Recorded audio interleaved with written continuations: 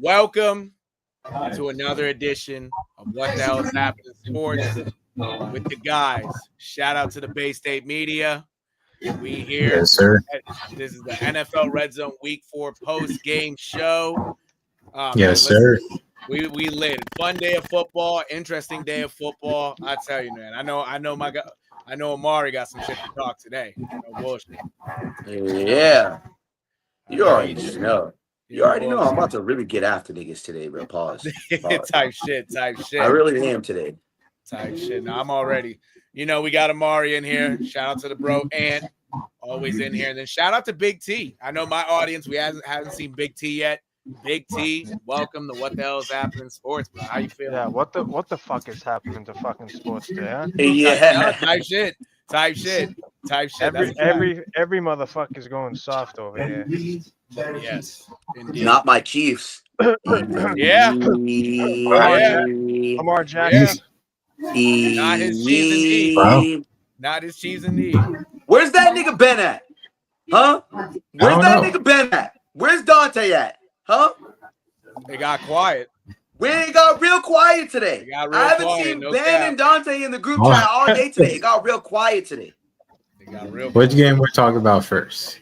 Oh, you know. The Patriots. The Patriots. Let's start it off. Obviously, Patriots. Chat, the Patriots took down the Carolina Panthers 42-14 in Foxborough. What a game that was. But I tell you, the guy, I didn't expect Marcus Jones to put over 160 yards of punt return, 160 punt return yards, on the ground today. That alone, and Drake May. Talking about Marcus Jones. Yeah, Marcus Jones. Oh, you got the Mark. You got shout out to Big T with the Marcus Jones card. Hell yeah. It's an autograph. Hell yeah. Oh, it's an autograph? Oh shit. Yeah. That's tough. Well, obviously, Chat, Drake May, 14-17 through the air, 203 yards, 2 touchdowns, completed 82% of his passes. The ground game did well today. They had 104 yards overall. Travion Henderson, Antonio Gibson, and Drake May all had touchdowns on the ground, with Henderson's being his first of his career. And Lord and behold, Stephon Diggs, over 100 yards today, mainly playing the slot. I tell you, that seeing him in the slot, doing what he had to do was great. Hunter Henry with a touchdown reception. Matt Collins with a touchdown reception. And then on the defense, notable guys, Christian Gonzalez, first game back, had 3 tackles, locked up Tedrow and McMillan the whole game. He only had a couple catches on him. Caleb Chasen with his 2nd sack of the year. Robert Spillane with 10 tackles. He's coming into his own now for the last couple games after a rough start. But overall, man, this was a beatdown for real. I tell you, man, this was a good win, and this is a win that you had to put the pound to these guys. Pause. I ain't gonna hold you. You had to. It's the Panthers. I tell you, Amari, from what you saw today, especially with Drake May, how do you feel going forward to next week in a Sunday night matchup against the Bills?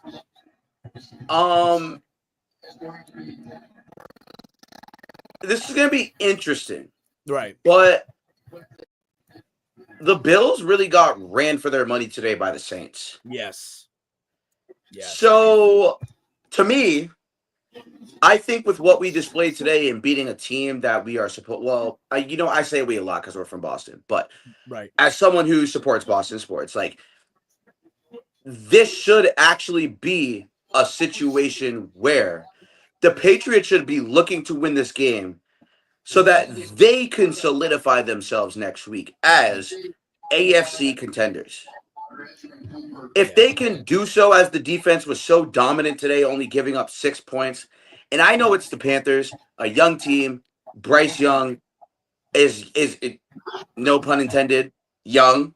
Tedrow McMillan, rookie. Xavier Legette, if I'm not mistaken, 2nd year.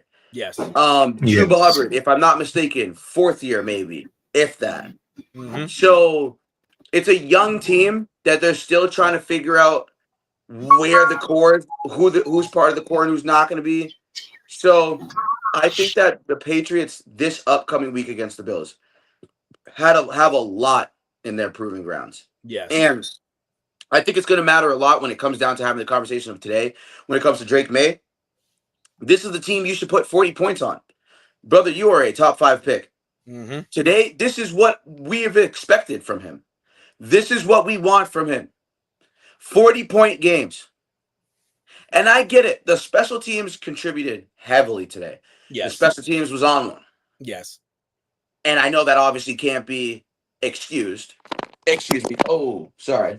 No, So that obviously can't be excused. Ow, my face. But, also at the same time, I think there is grounds for the Patriots here to have a conversation with each other and really think about where they want this team to go. Mm-hmm. And I think that the Bills are going to have their hands full next week. I think that with the showing that they had against the Saints today, especially because they were home. Mm-hmm. And the Saints were able to come in there on the road, and they were able to absolutely give them a run for their money. Absolutely. And the Patriots should be looking at that, and they should be literally licking their lips in this whole situation. Mm-hmm. They should be looking at this like a shark smells fucking blood and water. Mm-hmm. This is a win that you need against the Bills team that has looked pretty vulnerable all season long so far. Mm-hmm. So I think the Pats definitely have grounds to feel confident going into next week. I am going to have to sleep on it a little bit, a couple nights to make my pick. Right. But I am leaning right now towards the Patriots winning this game to try and solidify themselves as an AFC wildcard contender. And I think that the Colts are a team that is running away with that right now. And this win with the Colts loss, that the Colts came back down to earth today. Right. So if that team came back down to earth today, the Patriots should be rubbing their hands, looking at the Colts like, oh, you guys came back down to earth today. Now, if they had beaten the Rams, the Pats should have been, that would be panic mode if they had beaten the Rams today. Because that Colts team is lethal on both sides of the ball. Absolutely. So that's how I kind of feel about the Pats. And in terms of just Drake May, to intertwine that to the end of my point, Drake May definitely showed today why he was picked where he was picked. And we want to see the consistency of this when it comes to better teams than the Panthers. And next week is going to be a big test after putting up 40 points this week. Well, not obviously entirely the offense, but putting up 40 points this week. And the team itself playing well enough to hold the Panthers, who they have a young offense, but they have a talented offense, to 6 points. So the Pats and Drake May next week. Drake May has to come into this game telling himself he needs a game. This is where he needs a game. And this is where we should start talking about Drake May and where he was picked. And this is a game we need you as a second-year quarterback to show us at least you can keep us in the game, even if the defense fails. I need you to go out there and put up points with Josh Allen and go toe-to-toe. Because it's cool you did it against Bryce Young, but we didn't pick you to go do it against Bryce Young. Exactly. So. Exactly. No, 100%. I 100% agree. And even so, especially for next week, you've had four games now where now, yeah, you're 2-2. The 2 losses were tough, were basically heartbreakers in the most part. That games that should have been won from the start and even going into the finish. This is now, it's like, okay, you had your fun, you had your opportunities to show what you can do the first 4 games. All right, now this is a team you're going against that. They have an MVP quarterback. You have a great defense. And even though the defense for the Bills has been, I wouldn't call it iffy, but they haven't showed their full potential yet. They're going to want to show it next week. Because, again, when it comes to the Patriots, even though the Patriots, the dynasty, whatnot, this is the new age Patriots, yes. But team-wise, this is still the Patriots. The Bills are for sure, especially for those 20 years that they were getting knocked on their ass, not making the playoffs. They're going to want to go out and try to kick their ass like they've done the last couple years. So if I'm Drake May and the whole team in general, it's like, okay, cool, we're 2-2 now, but fuck the 2-2. We're 0-0 now. Now this is really our test. Fuck what we did the first 4 games. Fuck me. Pause. Fuck Drake May. You heard him. 2 touchdowns. Yeah, I know. I almost got crazy. Throwing 2 touchdowns a game and 75% completion percentage. That don't mean shit. That's cool. But now you're going up against a real team. So now you got to be on your A game, because you can either, two things could either happen. You can do well, win or lose, at least show, okay, Drake May still got, or you can shit yourself and have a bad game and not look like, you know, what a top 3 pick should look like. You know what I'm saying?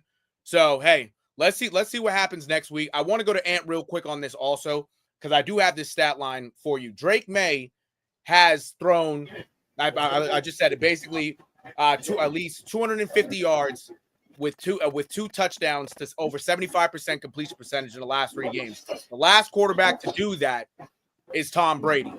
Out of the whole NFL, even the Mahomes, even the Jacksons, has been Tom Brady. Yeah. He can pass Tom Brady this next game. Based on the performance you've seen today with Drake May and how he's done so far this year, is it reasonable for him to pass it, or do you think that Bills defense is going to give him trouble that the next week for real?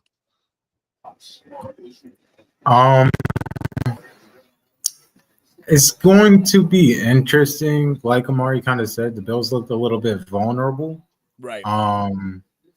Especially like Josh Allen, they even looked the greatest against the Saints defense. And my friend who's a Saints fan was kind of flexing like all day, like, oh, Josh Allen is not that great. Oh, the Bills. Yeah, flex that out. Flex that out.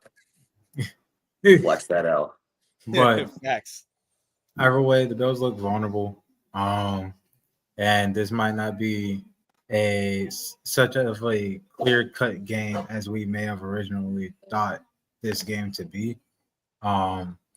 So it's going to be interesting to see what happens in Buffalo. It's a road game. Yes. Yeah, it'll be in Buffalo. So Drake I got the Bills, and I'm standing on that.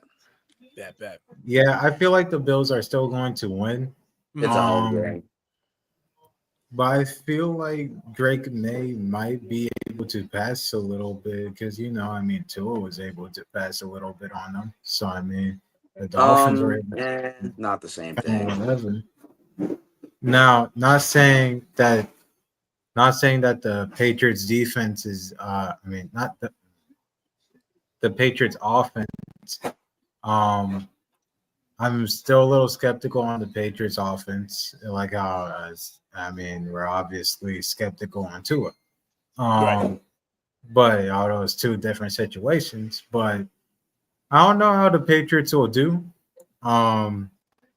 Against the Bills it's gonna be interesting. Just remember, one of those guys has Josh McDaniels.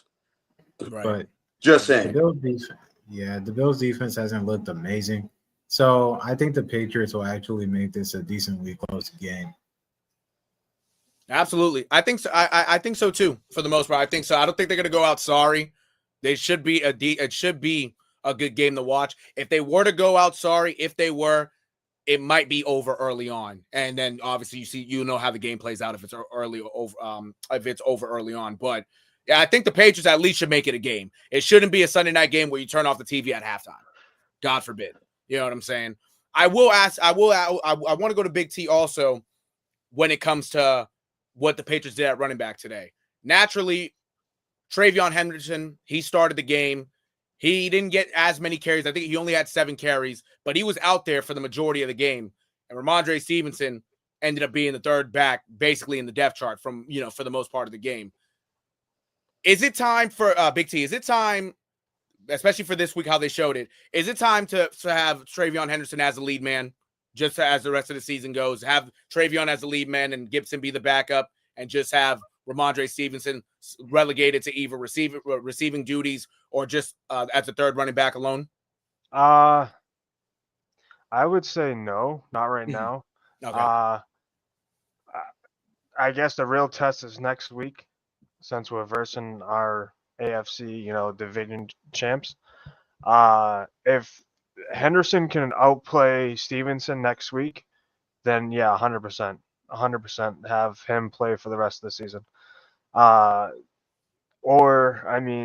If Stevenson plays like shit next week, put that boy on the chop block, trade him away. Absolutely. And he does still have depth. He does still have some depth to come with him. You can get if they were to trade him at the deadline, you'll get something for him. It's not like you'll 100%. Get it's exactly. It's not like you'll get pennies for him. You'll get you could get a 4th round pick. You I don't probably see the point in that. Yeah, I feel you. What's the point in that though? What, to get rid of him? You got like y'all are being for real? Like, what's the point of that, bro? Well, Antonio Gibson right now. Antonio Gibson is aging and can't have those types of carries. So who are you going to look to if Henderson goes down? Ask yourself that question. I get it. The fumbling is an issue, but like, bro, we're talking about trading him for what? What are you expecting in return? Because a draft pick, and then at that point, you're going to find yourself then again at the same position next year when the draft rolls around. Mm-hmm. Yeah, that's fair. Yeah, you're right. I just don't see the point in trading him. Like I could see a point in like shifting towards Henderson and shifting the gears to starting Henderson because he's younger. Right. And he has less mileage on him as a running back, which is what matters the most when it comes to running backs. Mm-hmm. I definitely can understand that sentiment. But like trading him, guys, are we sure? I just want to hear you guys' answer. Honestly, are we sure? No, Big T could go first. I mean, right now, no, but in the near future, yes. What for what? That would be my for what? So like in the offseason, you can get rid of him, and for something, you can either get a draft pick or you can actually get a player back from with him if you trade someone else with him. What round pick do you think he's worth? Like I don't think that's being thought about. Like he's probably at most he's going to be going for a 6th rounder, bro. He's not going for a round lesser. I don't know about that, but yeah, I mean 4th, and that's being generous, bro. A late 4th, not an early 4th, like a late. That's 4th. Still the 4th. That's being generous. Yeah, like that's just being generous. Like I don't a 4th. We're talking about a 4th round pick. Like I don't think that teams are going to give up a 4th round pick for a guy who probably wouldn't start. Like if you look around the league. He's not better than Chuba Hubbard. He's not better than Barkley. He's not better than but for like Barkley, he's not better than McCaffrey. He's not better than Henry. He's not better than Pacheco. He's not better than. Yeah, but for those plays, you would probably. I'd go as far to say Jalen Warren is better than Ramondre Stevenson. Like I'd go that far. Like, I think he's more talented than Ramondre Stevenson is as a runner. Isn't Jalen Warren older though? I think he is. I don't know. I'm just naming you names as to who you think we would give him up for if that were to be the case. And I'm just giving you the names so you can see the quality around the league. I just rattled off the top of my head maybe 6, 7 guys, and then at that point, we could keep going. We could probably keep going. Right. So it's like, if we're gonna trade him, okay, 4th round pick. Then at that point, you're just gambling. You're literally just gambling when he's already shown you he's been here for the worst. Mm-hmm. He's honestly, I get it, but the offensive line hasn't been that great in front of him in previous years other than this year.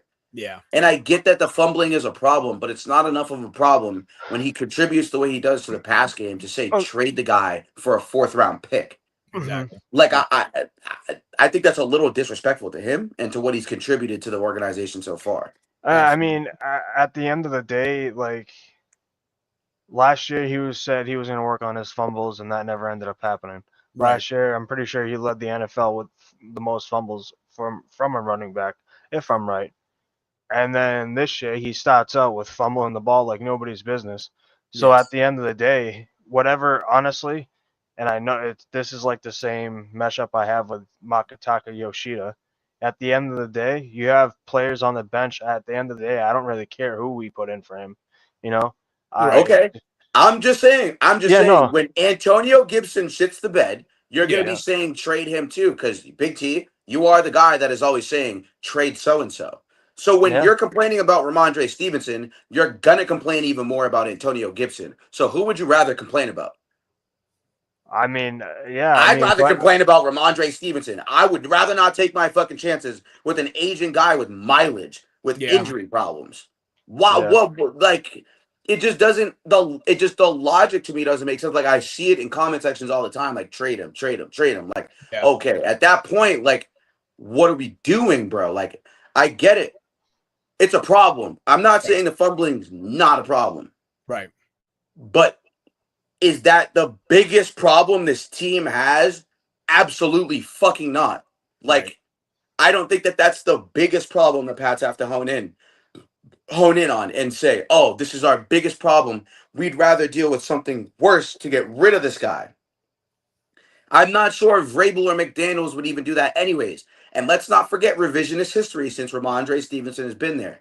He's been subjected to offenses where Hunter Henry has been the best target for multiple years. That's a fucking problem, gang. Yeah. That's a problem, my guy. Like, Hunter Henry being the number one best target and then Kendrick Bourne being the only motherfucker to have a pulse against the Bills in the playoffs. But yet we overuse Ramondre Stevenson those whole seasons. And yes, of course, the guy's going to fumble when the offensive line wasn't up to par. And he's being, if you look at the scrimmage yards he had before contact, I'm pretty sure the first 2 years when Mac Jones got there, it was negative.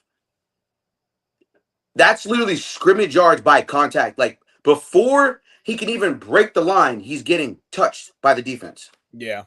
Pause. Like that, like no pause. Like, seriously. I'm only joking. Lock in. No pause. Like, seriously, think about that. Like, then you subject him to a good line this year, and you've seen he's been more of a contributor in terms of overall on certain drives. Like, on drives, he's contributing more as a whole. And his problem was he wasn't a good pass blocker in the beginning. He's improved as a pass blocker. Yes. So when we're only taking fumbles into account, you have to look at how much he contributes to the game overall and has contributed to this team overall.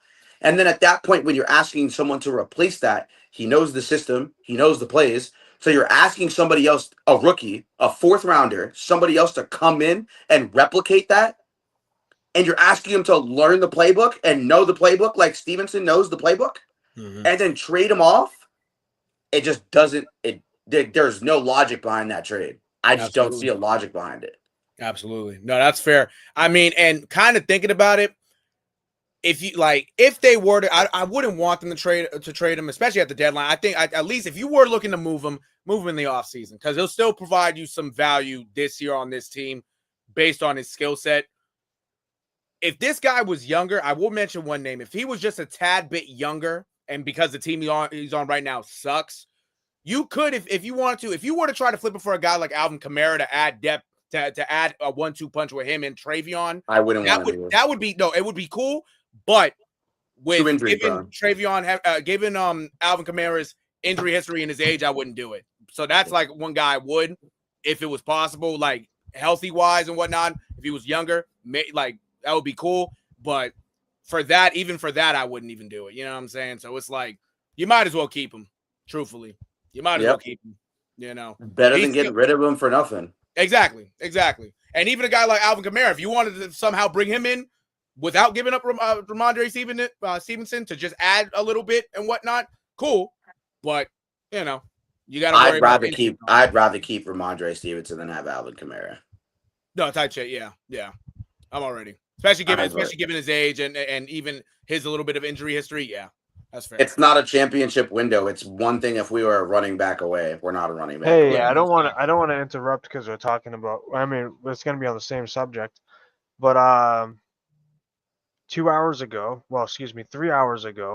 AJ Brown posted up on TikTok,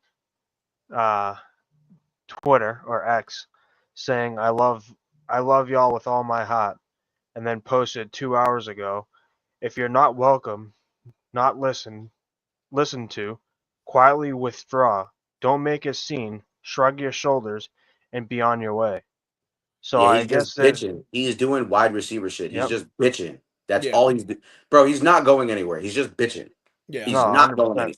Bro, they tried to force feed this man while he was double teamed all day today. He wants to go bitch. Okay, go bitch. And then you want to request a trade. All right, come to the Patriots and you're going to get the same fucking problem. Yeah. You're going to get the same problem. Yeah. Yep. So what are you bitching for? Stay where you're at, bro. You just won a Super Bowl. Yeah. Shut the fuck up. Like AJ Brown, respectfully. Like, shut up. You're not going anywhere, bro. Exactly. Like, you've been double teamed all year. It hasn't been great. You've been blanketed all year. Forget just double coverage. You've been blanketed all year. Duh, you're a fucking threat. They're not just going to let you go down the field and do whatever the fuck you want. Absolutely. And, Like- and honestly, Big T, I'm actually glad that you even mentioned that today, because we might as well flow into this next game. We might as well flow into the Philadelphia Eagles Buccaneers game, which the Eagles ended up winning 31-25. And even in that one, it was back and forth, but it did get scary at the end. Jalen Hurts threw for 130 yards and 2 touchdowns. Saquon Barkley had 43 yards on the ground and a touchdown. Still only averaged about over 2 yards a carry in this one. Hopefully he kind of gets more in the groove so you could see some longer runs and whatnot. And then Dallas Goedert added 2 touchdowns in the air as well. The defense for the Eagles, obviously, some players played well, but they were getting diced up majority of the game. Baker Mayfield stats, which I will pull up right now before we get into it. Baker Mayfield threw for 289 yards and 2 touchdowns while also throwing a pick.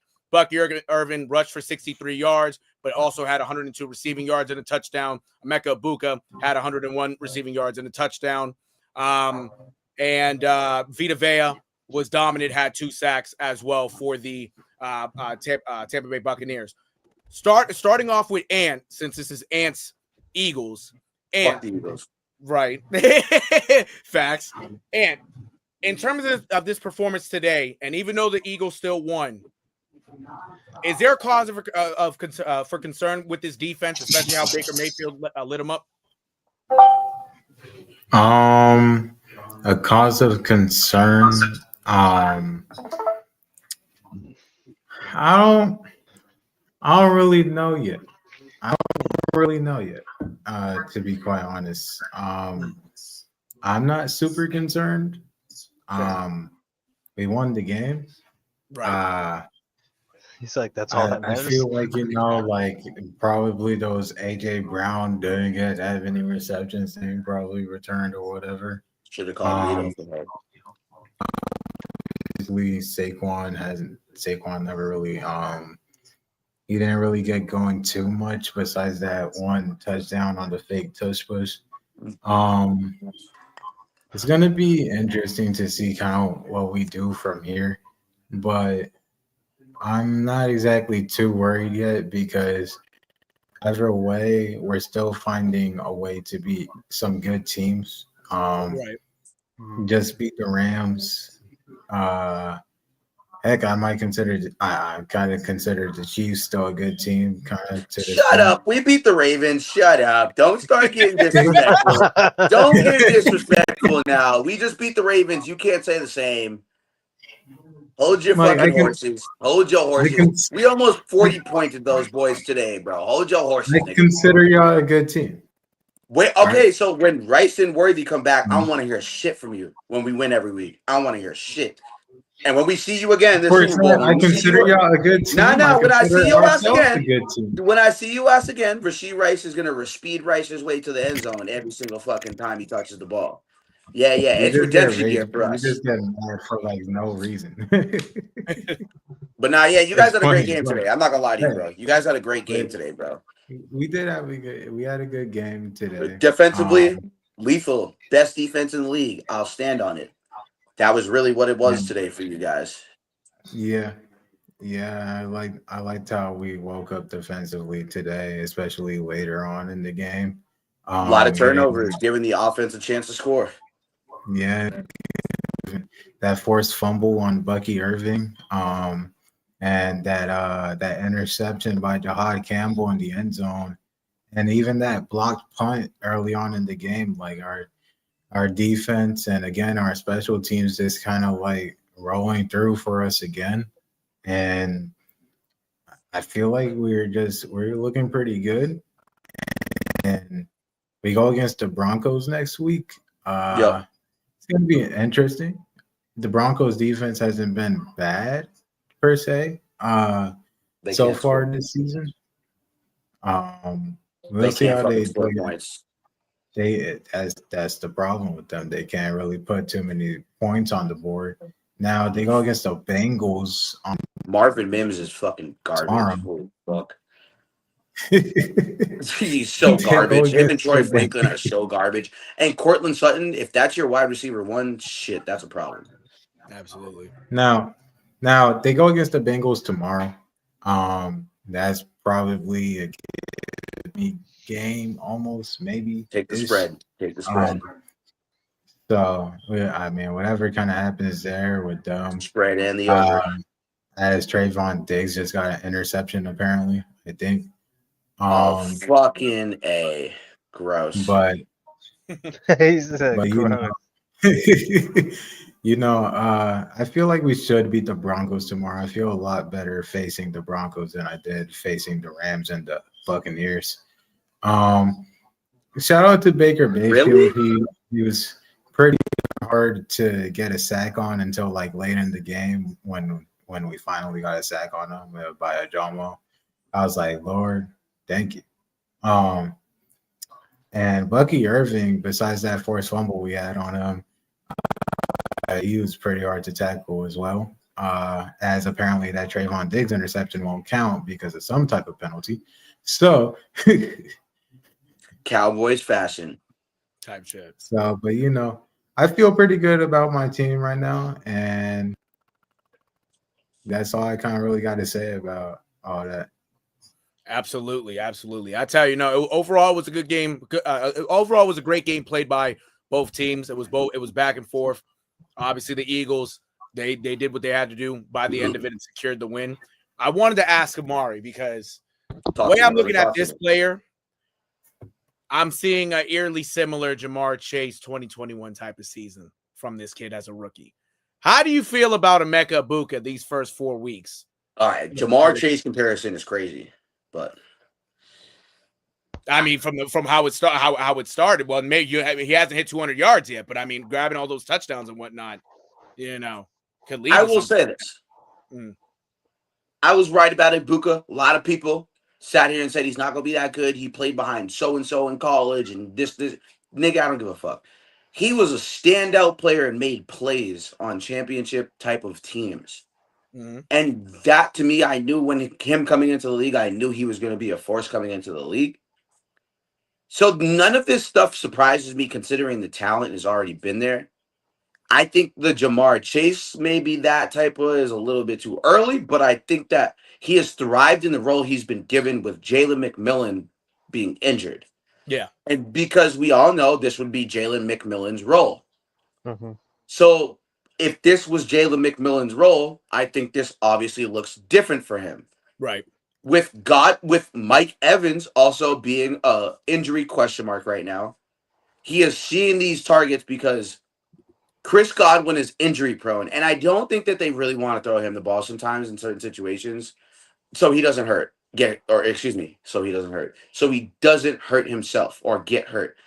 He's a freaking pane of glass. I can understand the hesitation when it comes to Chris Godwin, but I think with Egbuka being young, hungry, there's no hesitation there. So he's gonna thrive until Mike Evans becomes 100% healthy again, and then he finds those targets again. I think with Egbuka being able to be right now the best target right now on this offense, other than sharing a majority of the touches with Bucky Irvin, I would 100% probably most likely say that Egbuka, honestly, I could see him winning Offensive Rookie of the Year. I really could. Right. I really could. And I think that's because of the opportunity he's going to be presented on a playoff team. So I think Egbuka's been great. A lot of the stuff that he's been able to contribute to, or just contribute to in general, you want to take advantage of that, especially the Buccaneers team that is on the not on the outside looking in, but due to the Commanders having issues. But they're a team that is going to be a playoff team this year again. So it's something to look at. And I think Egbuka's done great. I think he's a guy to keep an eye on. But I'm not sure. We'll see what happens throughout the rest of the year or the rest of this time while he is the number one target. So absolutely. I feel you on that. Big T. Looking at the Eagles, and obviously they're 4-0 now. They do, like Ant mentioned, they do play the Broncos next week, and obviously the Broncos do play the Bengals tomorrow. Hopefully, for the Broncos' sake, it's a win. You don't have to worry about Joe Burrow and whatnot. They have a good defense. You know what I'm saying? Are the Broncos a team? especially for next week, to try to pull off an upset on the Eagles? No. God, no. God, no. I feel you. Jesus Christ. No. God, no. Word. The Broncos' offense is terrible, as Amari has been saying. Their defense, I don't know too much about their defense, but to me it looks like they're not doing too well either. But yeah, no, I don't think the Broncos will be giving the Eagles their first loss. Absolutely. You see the Eagles kind of running the table on them, kind of. They can't keep up. They can't keep up. Yeah, I feel they're not going to be able to keep up. And to be honest with you, I don't give a shit how many points they don't give up, dude. Bro, you're going to go up against the Eagles defense, whose defense is just as good as yours. Like, you know, like I just can't see. And Bo Nix, bro, he looks the same, dude. Yeah. I don't see no improvement, dude. And I get it. It might be a weapon problem, but he's got to show somehow, some way to make better plays than what he's done all year. Absolutely. Amari is right on that because, you know, when I don't mean to throw him out there, but like when Tom Brady played, he had those times that his weapons were injured and he did the best he could with the wide receivers he had to play with. Pause. But yeah, no, the Eagles, I think Eagles are going to win at least by 14 or 20. Absolutely. I feel you on that. Yeah, no, the Eagles, especially with the team that they got and the defense that they got, I mean, yeah, no, it should be an easy 5. They should be able to, by the end of the week 5, they'll be 5-0 for the most part. Oh, yeah, 100%. Especially since we're home. I do think the Broncos will score. I don't see them scoring no higher than 14. Okay, that's fair. That's fair. I like it. I like that a lot. That's a fact. And you agree with Big T on that? At least more so, like, yes. Yeah, I know you. I know you do. I know you. I feel you on that. It's all right, but you know the Red Sox would be whooping that type shit. Wow. Type shit. Now, I would like to point out something that just kind of happened. See, the Packers just got a touchdown. But on the extra point attempt, it got blocked and returned back for a 2-point conversion. 2-point conversion. And it is 13-2. Weirdly enough, we're scored. So 13-2 in Dallas. 13-2 Dallas. 13-2 Green Bay. Who would have thought 13-2? On Big T's Yankees. But them niggas ass later or whenever. I didn't even hear. I didn't even hear what you said. Later. But my, you know, we'll get to MLB later. You know, that's the good part of the show. But you know, Eagles. Nah, it's Sunday. Stop lying. Eagles take the win. And I'm glad for it. And you know, we all get to be happy. Patriots won, Eagles won, Chiefs won. If Ben was here, that's kind of sad for him. But that's why he's ducking. Notice how he's ducking. Notice that. Right. Notice. You know, that's a fact. I'll take my win tonight. We're 4-0. I'm happy about it. So he's gonna be mad when he gets replaced next pod for ducking. He knows what he's doing right now. Absolutely. Yeah, he knows what he's doing. We're gonna have Dante come in and take the brunt of his bullshit tomorrow. Who Dante? Who Dante Culpeppa? Yeah, right? Yeah, you heard it. Just like it. His jersey's right there. Yeah. Hey, yo, yes sir. Real no bullshit. I tell you, before we get into a couple of these other games towards the later part of Sunday, one of the big upsets today was from the New York Giants and the LA Chargers. The Giants pulled off the upset 21-18 today. Amari said that he did say that the Giants would win, and sure enough, they did. And honestly, that Giants defense caused Justin Herbert some hell today. Justin Herbert only threw for 203 yards, 56% completion percentage. He threw a touchdown, but he did end up throwing 2 picks. Amari and Hampton ended up rushing for 128 yards and a touchdown. Quentin Johnson continues his hot streak with 98 yards and a touchdown. Defensively,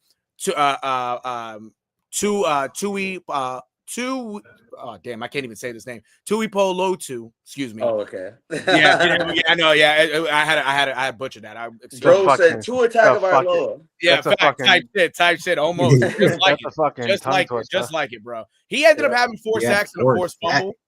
4 sacks and a forced fumble, but Bro said even with those 4 sacks and a forced fumble, it didn't, it didn't lead to a win. But Jackson Dart, in his first start as a NFL quarterback, did great. 111 yards, 65% completion percentage, and a touchdown through the air, 54 yards and a touchdown on the ground. And Theo Johnson caught his first touchdown as well for Jackson Dart's career. But because the Giants won, obviously, it ended up with some hurt as Malik Neighbors is out for the year with a torn ACL. It's tough. But overall, the Giants now finally have a win in 2025. That's actually not factual information yet. Oh, we don't know that yet? We don't know yet. Oh, shit. Okay, my fault. It's only speculation. It's only speculation. We are praying that that's not the case. That's fair. Okay, word. My fault. No, the way how it looked, no. I thought I saw something. It does. It looks like it, but until we get more, it could just be an MCL. Hopefully, it's just an MCL. Oh yeah, that's fair. You're right. Or it could be a separated kneecap. That's also another thing, which is also a pretty severe injury. So, I just want to see where the details take us. Yes, that is the most feared outcome right now, is that he has torn his ACL, which it looks like 90% that is the case. I'm still hoping there's a 10% in that him and Jackson Dart can continue the season together, because without Malik Neighbors, I'm betting against the Giants every other week now for the rest of the fucking season. Oh, I feel so you. This is a theory, and I was just looking it up. Since we're playing at MetLife Stadium, I feel like they should be changing the stadium's turf. Notable ACL and Achilles tears suffered on MetLife Stadium's turf since 2020. Whoa, wait, hold on. Before you say what you're about to say, right? Like, I just want to let this be known before you say what you're about to say. This is not just a MetLife problem. I get what you're about to say because I've seen this before. This is not just a MetLife problem. We need to be playing on grass. I'll tell you one thing. Yeah. I play on turf for my 7-on-7 league with my buddy RJ, who is on the executive board here on Bay State Media. Clap it up for RJ real quick, chat. Shout out RJ. RJ has done the due diligence of putting on for a 7-on-7 team, got us into a league, very highly competitive league with a lot of great athletes. If you guys can come out and see us every Sunday morning, please do. Beverly High School, Chelsea High School, we there. So I think that, yes, I get what you're about to say before I'm going to obviously let you say it, but I also think you should think in terms of just, turf in general. It's built on cement. I know. Whereas like the natural grass, bro, it's the ground, dirt. Yeah. Like, you know what I mean? Like, you can make a dent in that bitch, which is a little bit softer, forget a little bit. It's way more fucking softer than cement under artificial grass, and it doesn't have dirt. So it has pebbles, like artificial pebbles. Yes. So those artificial pebbles in certain situations, bro, they're plastic. They have certain plastic elements. Yep. So if in the heat and some shit, I can get if they mesh together, and that's why some guys' cleats get stuck and some guys plant and they can't get out of the turf. This is a very real thing. The NFL is going to debunk this. There's a bunch of people that are going to say, or they're going to try to. They're going to tell you work rate and yada, yada, yada. This is a thing you can look up from other experts that have already done the research on turf and why it affects these games and why it affects athletes. And that's why the push for grass is so large among athletes, bro. Because I'll tell you one thing. Lacrosse players, we don't have that problem. We play on grass. We don't have a turf issue. And if we play on turf, a lot of the time, we're not hitting each other. So we're not going to the ground on the cement. And that actually works for soccer players. And soccer players don't even play on turf, bro. No. The MLS is like the only league in the world that probably has turf fields. They're like the only one. And even if they don't, I could be wrongly mistaken, but I think they are the only league that probably would be able to do that and just it's cool. That's the reason why I also think a lot of people that are soccer fans or soccer players don't like that coming into America because we have turf fields. Right. It's really an American thing. Rugby players play on grass. It is what it is. Grass is just safer, man. It's safer. So I just want to make that clear. This is not a MetLife Stadium problem. I get that MetLife has had what you're about to say, and I'll let you continue with that. But MetLife obviously has had some issues in the past, but it's not just a MetLife problem. It is an overall environmental problem. The NFL doesn't want to upkeep dirt and grass because it costs more money than it does to upkeep the turf and the cement. Which is crazy to me because, like, I understand, like, NFL has, like, the healthcare and all that, but, like, don't you think that they spend more money on having to help these players pay for their Achilles tears and ACL tears and all that?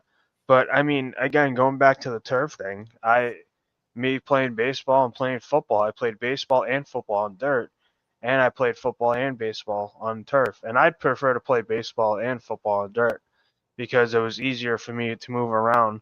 And there's times that, like, dude, if you don't have your feet planted, you're gonna slide and you're fucked. Especially when it rains.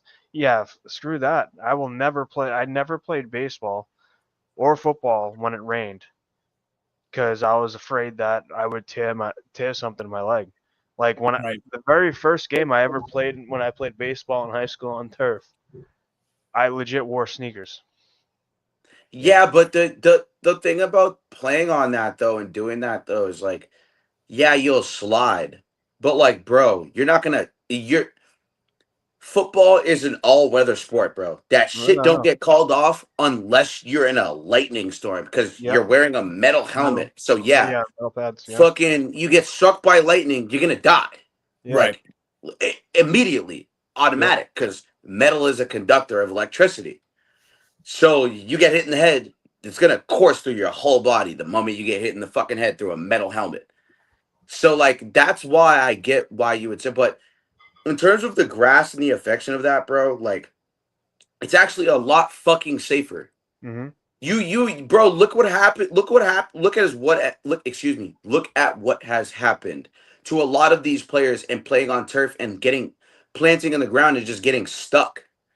Like it's a real thing. And I was playing on turf last week, and I don't like it, bro. I just never really have. And I loved away games playing growing up because a lot of the away games, a lot of the other teams had grass. Big T will tell you, Victory Field is all turf.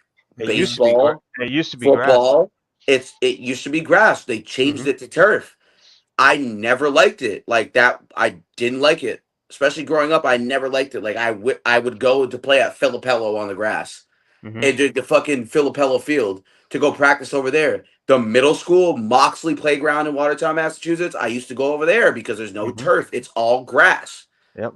So and it's weird because we practice on the grass, that grass field. We had the lines and everything like on the field during football season for middle school. They stopped doing it after a while, bro. After my 8th grade class and we graduated and shit and went to high school. Like they just stopped kind of just putting the lines on the field and doing all that.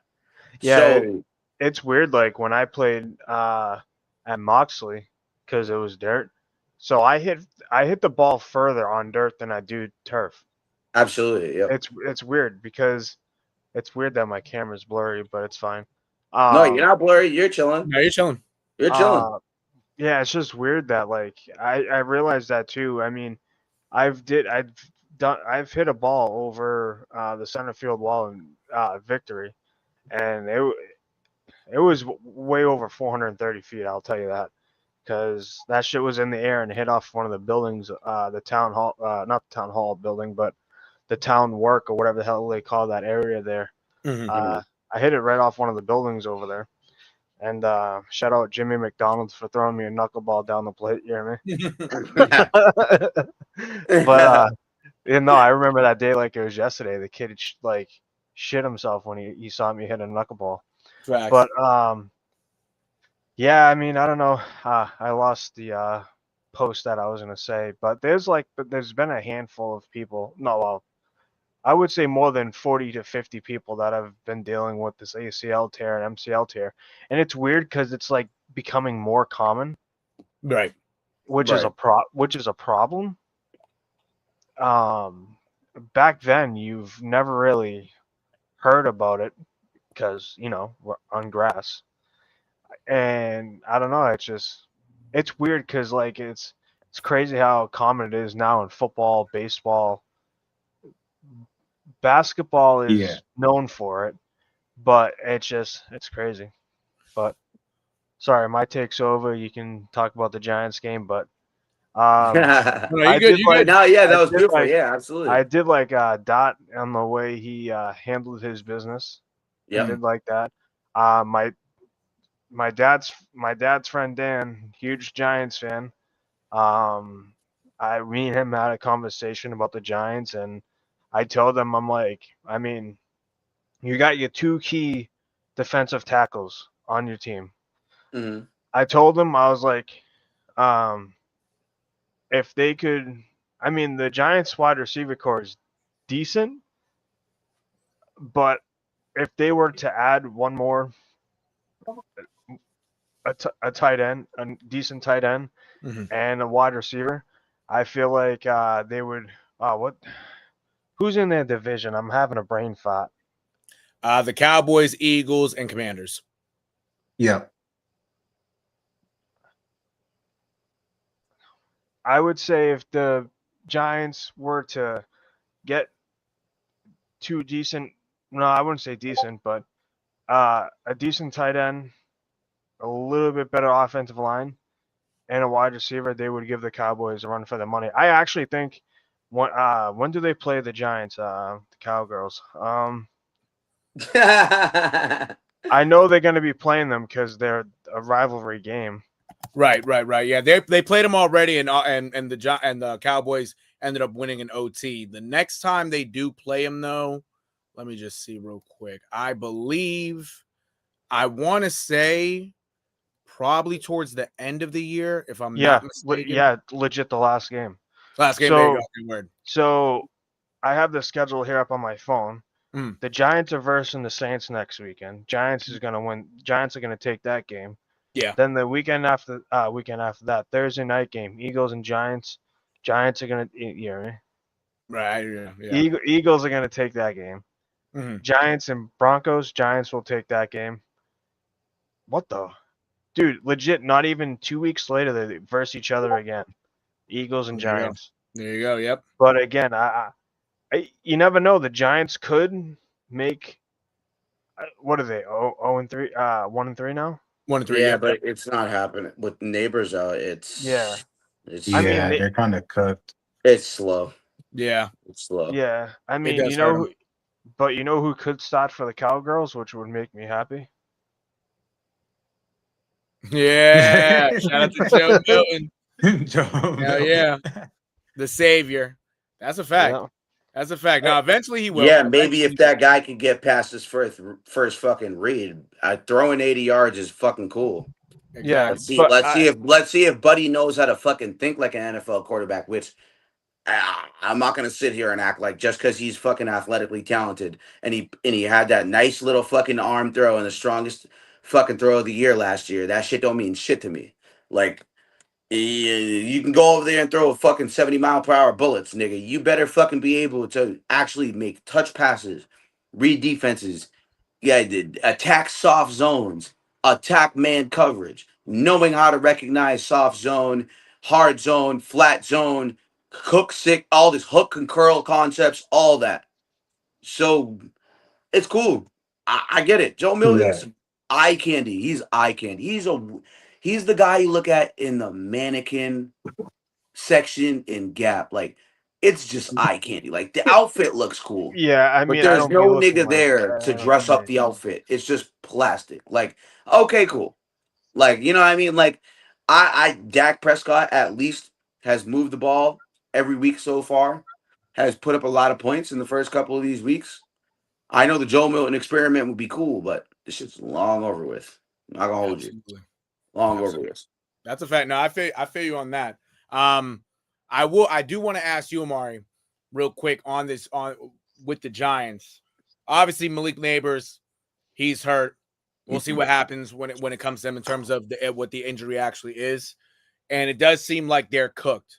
But with Jackson Dart running the offense now, and obviously him being younger and somewhat even more dynamic than what Russell Wilson was kind of showing in a sense, do you think at least this, like with him running the offense, do you think that they'll at least be able to put up some form of points even without Malik Neighbors? No. Yeah. He just draws too much gravity. Like you put him over the top and send him over the top, the safety's always going to shade his way.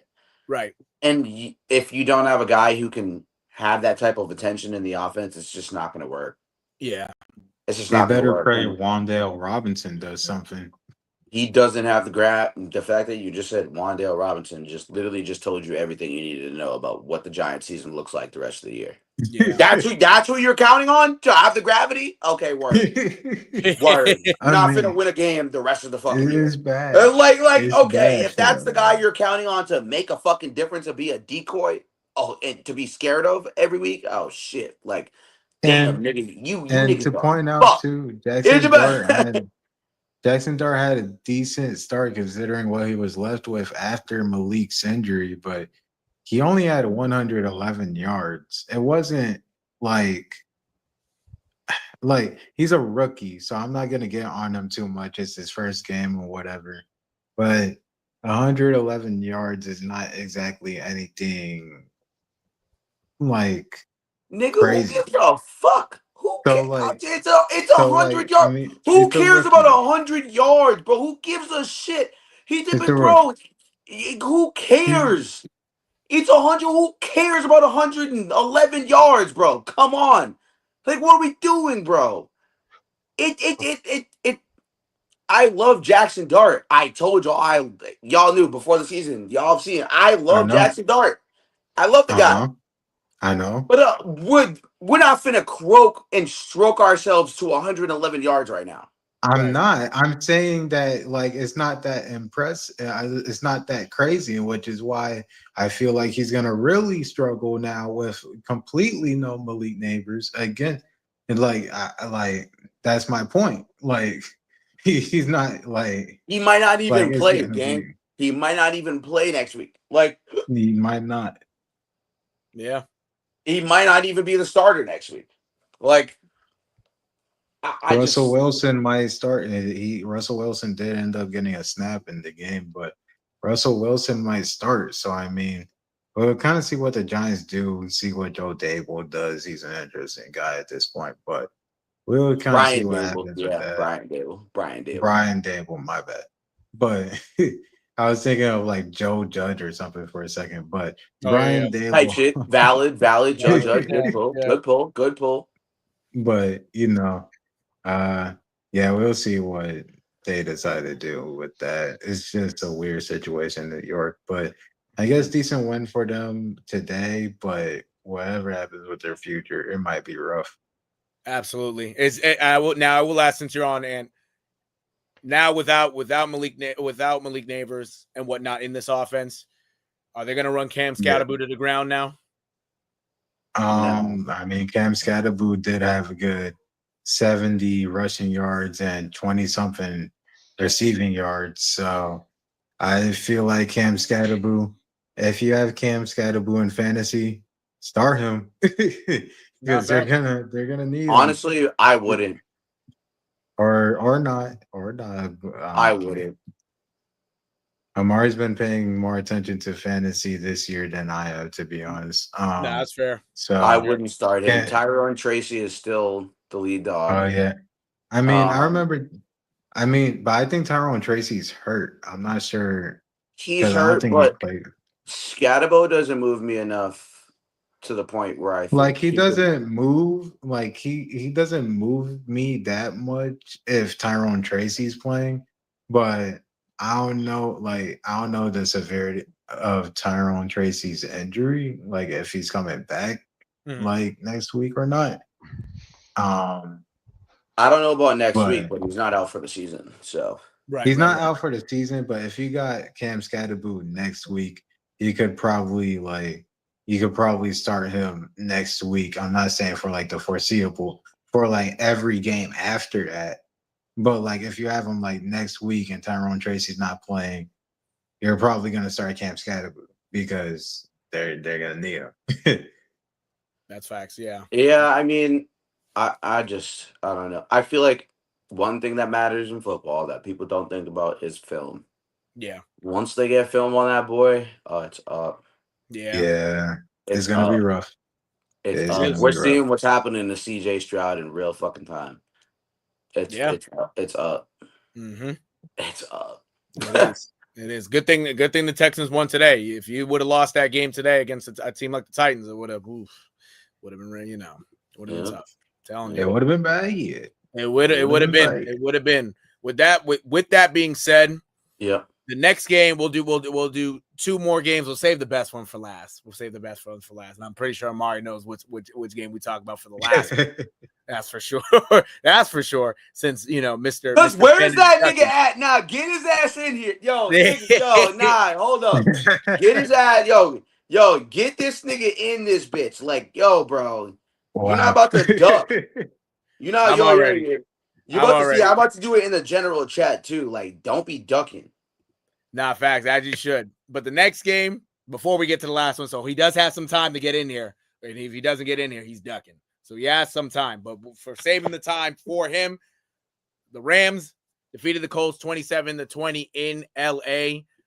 This was a good game, and this was a game that, at least for the Colts, if they would have won, you expected them to come back down to earth, but if they would have won, you would have looked at the Colts like, okay, this Colts team is I don't know.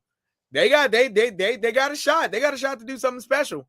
But overall, Daniel Jones, he threw for 262 yards, 72% completion percentage. He threw a touchdown, but he ended up throwing 2 picks. Jonathan Taylor had 76 yards on the ground. Tyler Warren scored his first career NFL touchdown with a rushing touchdown, a 2-yard rushing touchdown. Michael Pittman had 41 yards in the touchdown. A.D. Mitchell, had 96 yards. Yes, you had it. Adonai Mitchell. Yes, sir. Adonai Mitchell. Yep. I know they call him AD sometimes, but for this, we'll call him Adonai because Adonai pissed off a lot of people today. I'm gonna tell you that. We'll review that in a second. He probably pissed himself off more than we would be pissed off, right? No, exactly. And then overall for the Colts defense, Mekhi Blackman had a sack. Latu had a sack as well. Montateo had a sack. Why you? Yeah, you.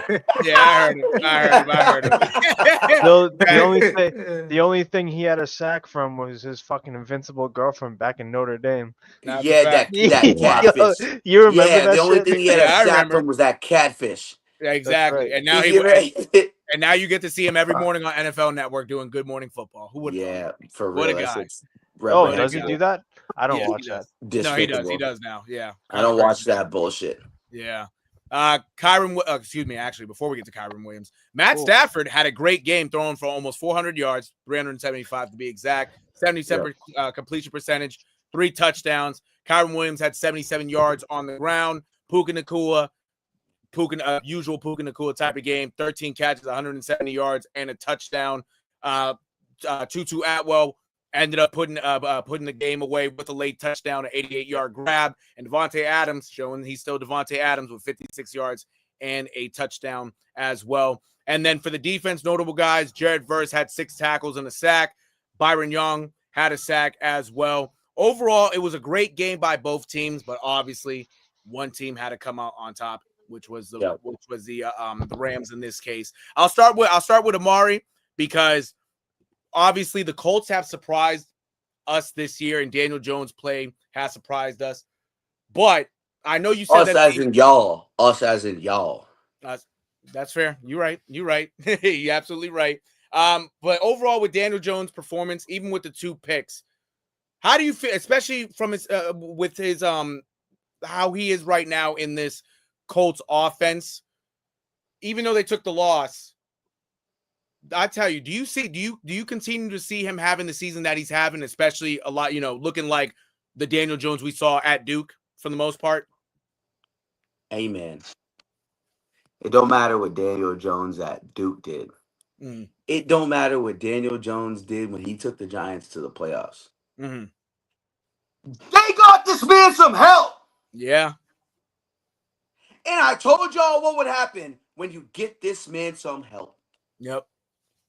And you got him some help. Yeah. Absolute. Oh. Uh-oh. Oh, we might have lost him. We might have lost him. He'll be back soon. He'll be back very soon. And that's it, folks. His phone died. That's it. That's that. No, that's fair. But I'll pose the same before I get to Big T. I'll pose the same question to Ant real quick in terms of now. I know, like Amari was gonna say, you got him some help with him being in this situation now, and with that help, and he obviously is striving. Can he continue to strive as the season goes on? I believe he can. Yeah. Like we said earlier, he's going against a good Rams defense. So those 2 interceptions is not too surprising. It was a little disappointing when he had one opportunity to go on a game, at least a game tying drive.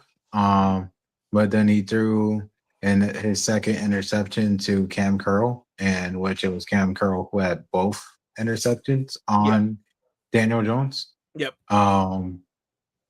So it was a little disappointing. But for the most part, he did a pretty good job today. The Colts offense looked pretty good. The Colts in general looked pretty good. Adonai Mitchell, he looked pretty good. Jonathan Taylor, he looked pretty good. And the Colts, they put up a very good fight against the Rams, a very convincing fight. And Amari has mentioned that the Colts will be a wild card team. The Colts will be successful. That Daniel Jones would lead this team to a good amount of success. And maybe I would have been skeptical before. Like, I probably would have been skeptical before, Right. but right now, I'm seeing it. I'm seeing it firsthand. I mean, and especially with the AFC South right now, they're probably going to win the division if the AFC South kind of turns the way it is right now. Right. I mean, the Jaguars are the Colts' main competition right now for that division, and because the Texans, they blew out the Titans today, but it's the Titans, and the Texans lost to the Jaguars last week. I don't know how the Texans would do against the Colts if they were to face the Colts. I feel like they'd probably lose to the Colts. The Colts just looking really strong right now. They probably would have gone 4-0 if it wasn't the Rams. And Puka Nacua did his thing today. Puka Nacua continues to do his thing. Matthew Stafford had 375 yards. The Rams had a pretty good game overall, but again, the Colts put up a good fight. And I mean, the Colts just looking really strong, and especially since they play against the searching right now who they play. They play the Raiders next, who lost today to their field goal getting blocked. They play the Raiders. The Raiders we don't are want not to the talk most about convincing team, and I feel like the Colts should be able to beat the Raiders, and then they go against the Cardinals. Their schedule is not that difficult either, so I feel like the Colts should be able to take advantage and make a push, the push that Amari dreams of Daniel Jones and the Colts making. Yes, sir. Absolutely. I do. I'd be up at night just thinking about it every night. Like, this is what my peak amazing life would look like. Daniel Jones and the Colts in the playoffs. And then they win around. And then they see us. And as much as I am a Chiefs fan, I would 100% root for Daniel Jones to beat us. That's how I feel. That's how much I believe in Daniel Jones. Look at what happened when you got this man some help. And for those who are watching, I'm sorry. I got cut somehow, some way. StreamYard kicked me the fuck out of randomly, so I apologize. But Sorry, I DDoS'd you. No, I'm kidding. you know, as a wise man Ben would once say, poutine isn't everything in life. Right. But when it is everything in life, you don't want to be Canadian. And I feel like that's how I feel about the Colts. Like, when shit is wrong, it's wrong. Right. And it might always be just wrong after Peyton. But there has to be something to go right eventually. And Daniel Jones is the Colts savior of what happens when the right thing falls in your lap. Like, you ever just go out one night and you go out to the bar, you go out to the club, and you're just having a good old time with your boys, and you just, you're living it up. You see a couple milfs in the corner, you see the college girls in the other corner, and you're just, you're feeling it out. You're like, okay, there's some sauce over there. There's some, there's a little bit of liquor over there, but I might lean a little bit towards the sauce, Right. like Daniel Jones is the sauce. Like, yeah, you was looking left, but like somehow you was just like, oh, hey, who's they? Who's they? You know what I mean? Over there on the right. So it's like the Colts, they were over there like, oh damn, oh shit, oh damn, oh goddamn, oh who was they? You know what I'm saying? Like they was over here like, oh shit, nigga, what? She bad as hell. Yeah. What? They was up in the club like she bad as shit. And they was looking at Daniel Jones, and Daniel Jones was just there looking pretty as shit, like. And another thing is too, because twerking in the corner with his friends, you feel me? And it turns out while he was twerking, they weren't twerking with him. Right. Now he got to twerk on his own in Indianapolis. You know what I'm saying? He over there booty shaking, no problem, no nothing, just playing. Right. Just playing football. He over there just doing what he is born to do. And I feel like right now, the Colts, you went toe-to-toe with the Rams today. You put up a good fight, like Ant said. But now you got to upgrade from twerking in the corner with your friends. You got to come to the table, brother. Mm-hmm. You got to come to the table, my friend. Come here with me, Jordan, and Giselle. You feel me? Come to the table. Yeah. You know what I mean? The table, we're going to get you right. There's some Casamigos. There's some anything is possible. There's some anything is possible. There, you know what I'm saying? There's some Don Julio for your girls, Fulio. Everything at this table. And Daniel Jones, he might be done in the corner twerking with his friends, and he might be at the table.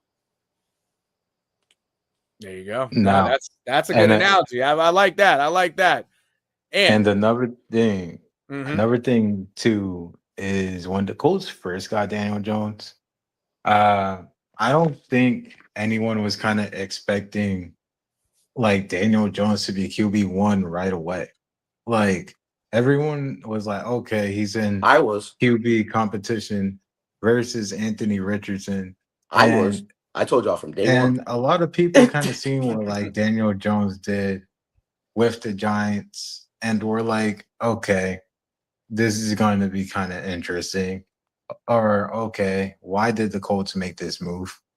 And honestly, I was one of those people. I'm an Eagles fan, so I don't, like I was like the Colts. Look at the Colts, but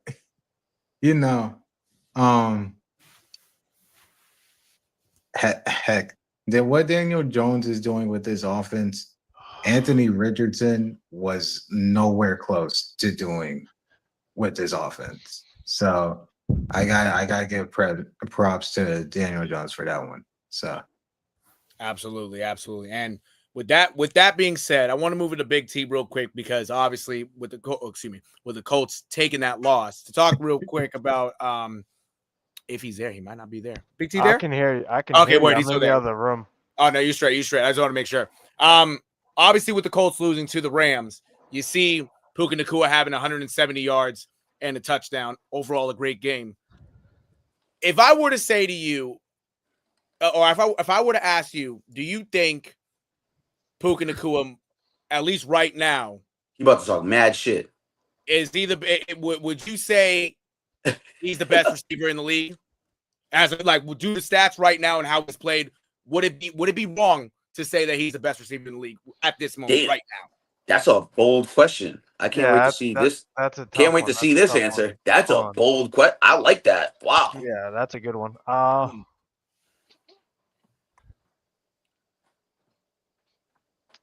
I mean, this one's a good one. Yeah, that's a really good question. I'm not gonna lie. Like that would make me do a deep dive. That's a really good question, Yeah. bro. I mean, personally, since it would be my opinion, for me, he can be anywhere from top 2 or 3. Okay. That's fair. But that's just my opinion. No, that's fair. That's fair. That's fair. And like, don't get me wrong, dude's a beast. Like, can I say future Hall of Famer? Absolutely, 100%. Okay. But I like it. I like that. I do see him at my top 2 or 3 out of the league. Yeah, I love Puka Nacua, dude. I love Puka Nacua. I respect that. I respect that. I know people are gonna hate me when I say this, but JJ's my favorite. Justin Jefferson. He's no homo. I love Justin Jefferson. But if say Justin Jefferson was out for the year, Puka Nacua would be my number 1. Okay. That's fair. I'll be honest. That's fair. I do think Puka Nacua has accelerated himself into a stratosphere where guys very I was saying this on another podcast that we've already done. Bro, he's like literally Julian Edelman if Julian Edelman was 6'4". Literally. Yeah. If Julian Edelman was 6, if this nigga was Puka Nacua's size, oh my God, that's what Julian Edelman would look like. That's what he would have looked like. Puka Nacua is a brute. He'll beat you up. Bro, he beats you on every route. And nigga, if he's not faster than you, he's just stronger than you. Like you can't and at wide receiver, like if you're just stronger than every corner you're going up against, like, and you have technicality and route running on top of it, bro, Puka Nacua is one of the most underrated route runners in the league. 100%. He's not flashy. He's not going to give you a double step, rocker, triple step up on the top of his route. He's going to make you bite one way because he's so lethal. You don't know where he's going to go. And I think it is a good question that you pose. And I think Hall of Fame is a good like, I think that's a good aim for him. I mean, because he's very capable of doing so. Like he's 100%. 100%. Like he can do everything, bro. And the thing about Nacua is his catch radius, dude. Like he can catch anything at his feet, at his knees. He can catch up to his chest, catch with his body. He can catch with his hands. But what I like about Puka Nacua is he's always going to catch with his hands first, bro. And for those who don't play wide receiver, or those who don't understand it, might be watching or might be seeing this, like catching with your hands is the biggest fundamental as a wide receiver. Yep. Is catching with your hands. You should be catching like this every time the ball comes to you. This should be a thing. And Nacua is all over that. And even if you're catching it this way, you should catch it with your hands this way. If you're going to catch it away from your body and you can't get your hands in front, it should always be your right hand over your left if you're catching it that way, or vice versa this way. Right. And he has the fundamentals enough where that's muscle memory to him. And you watch his film and you watch his footwork. He has beautiful footwork. It's not flashy. He's not Jamar Chase. He's not Justin Jefferson. But the production is there without having to do all that. And I will say, I think Jamar, JJ, AJ Brown, those 3 are comfortably ahead of him. Okay. I would probably put Puka 4th. Okay. I don't think I could put them over those 3. Right. And to be honest with you, CeeDee Lamb might be in the mix. So I might have to say Puka might be 5th. Okay. Just because CD is really that guy too.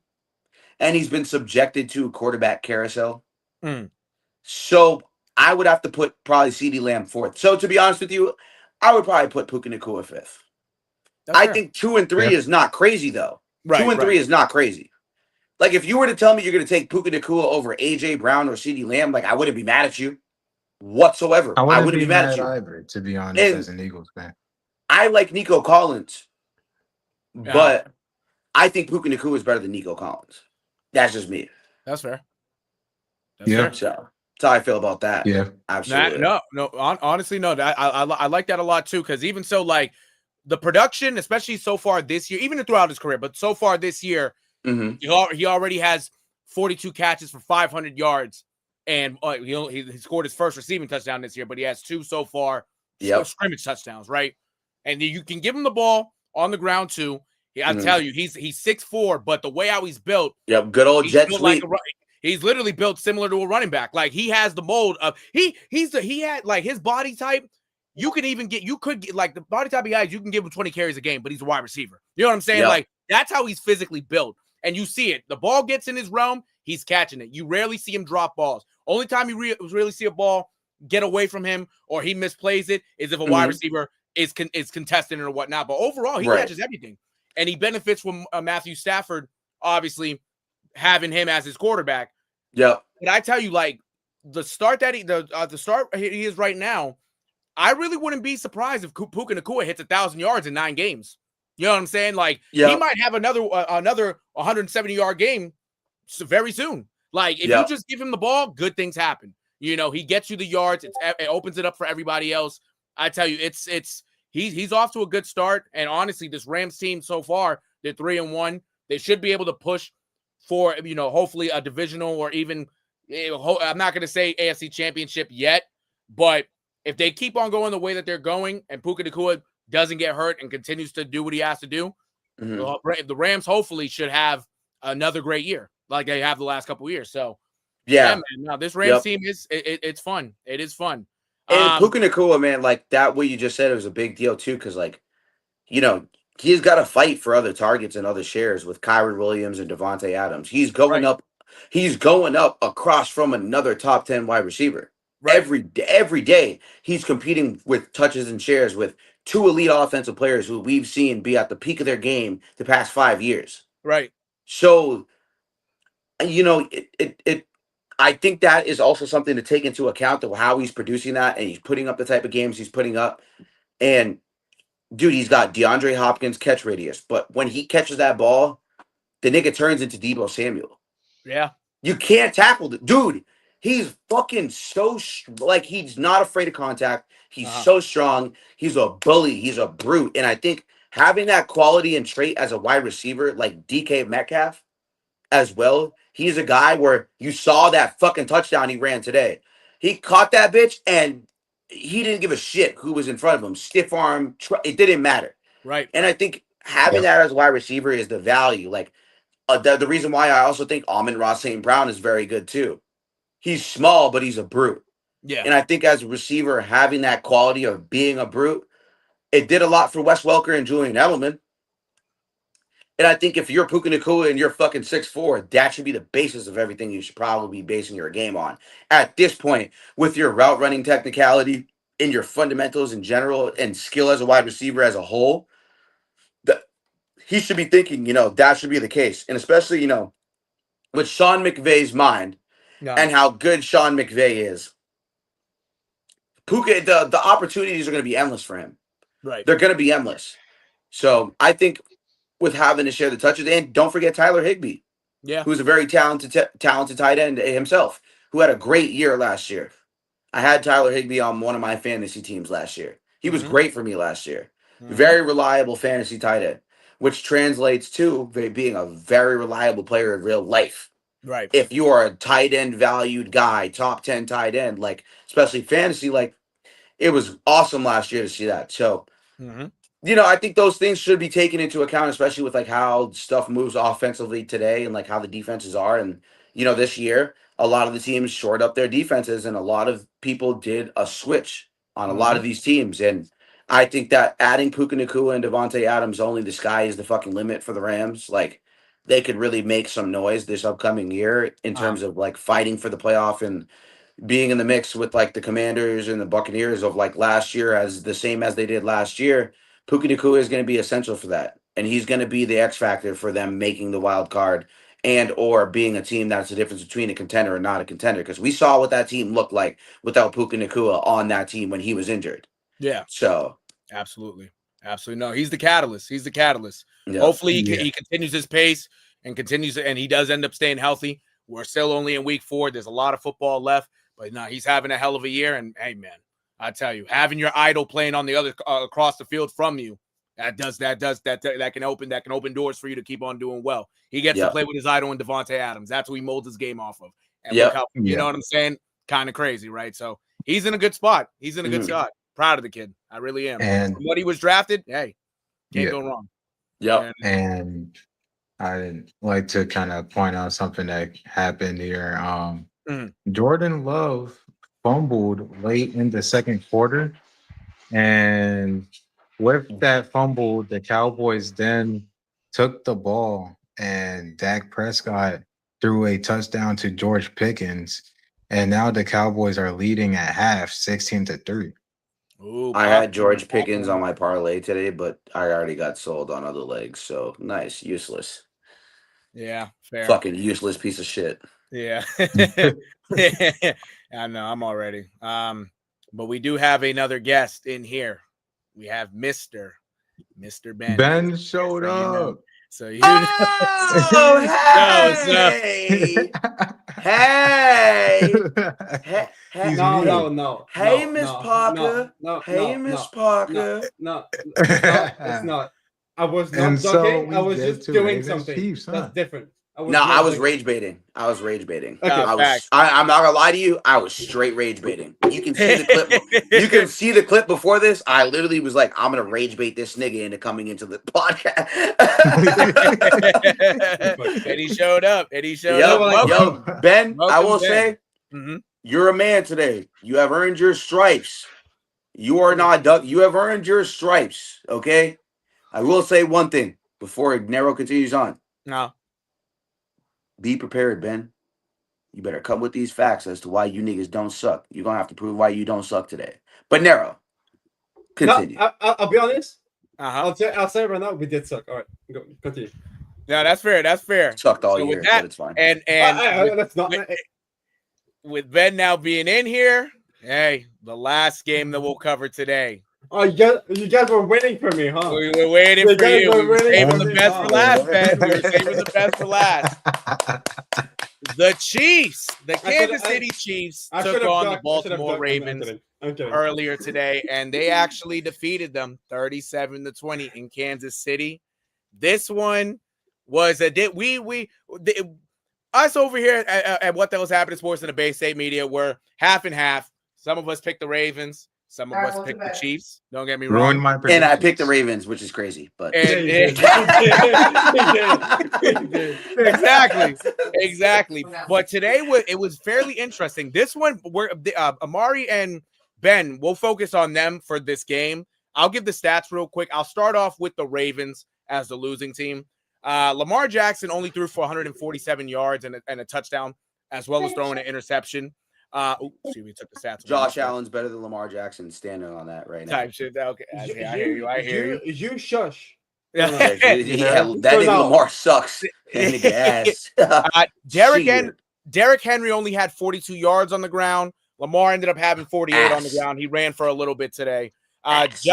Justice Hill did have 76 yards on the ground and a touchdown. He had a 71-yard touchdown. That's really what did it for him.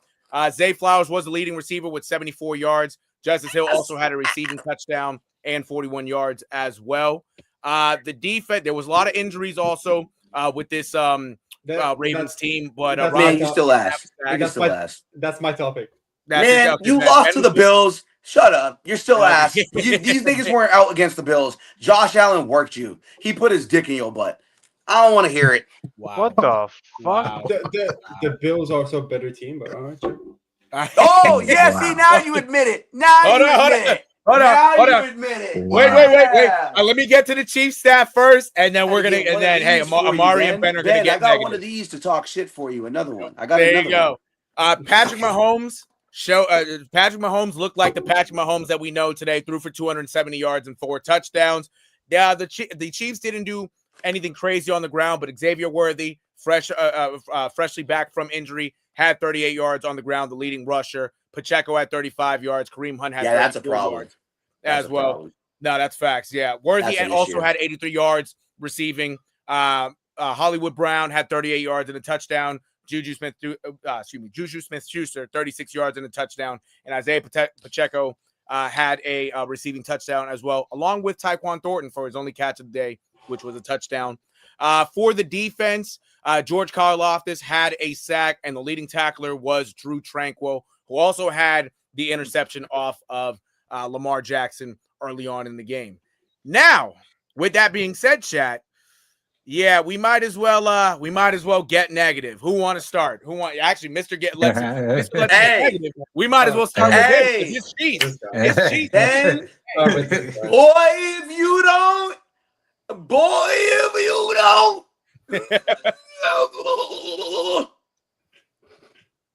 I'm telling you, bro. You niggas are frauds. And I'm going to stamp that. Oh, you guys are fucking frauds. You're a fraud. It is what it is. I get it. It sucks having to admit. You're a fraud. The Bills whooped your ass. We whooped your ass. Dare I say, does anyone remember the other team that whooped their ass? The Lions. Oh, who just also redeemed themselves. Right. You're a fraud, bro. I'm just going to you're a fraud. You can't hang. You never have been. And it's already been shown in the playoffs when you get choked every fucking year. It's already been shown when Lamar Jackson has won an MVP and choked in both of those years. Yeah. It's time to start actually now saying it, because I don't think anybody's bold enough to, but I'm going to. You've always been a fraud. You guys are frauds. No shit. And I get it. You know, Joe Flacco won you a Super Bowl. That's all cool. That's all well and cool. Zay Flowers, overrated. Mark Andrews, old, done for. Dare I say Rashad Bateman? Why do you niggas keep putting him out there and expecting him to do whatever you guys think he's going to do? Because he's not going to do it. It's not going to happen. And Lamar Jackson is guaranteed a fumble every year in the postseason. So you can just guarantee he's going to choke away a fucking game every postseason. Yo, bro, you niggas got problems. Y'all got problems, man. Bad ones. And I don't know how this is going to be fixed, because you faced a team that went to a Super Bowl last year, and we smoked y'all out in our own crib.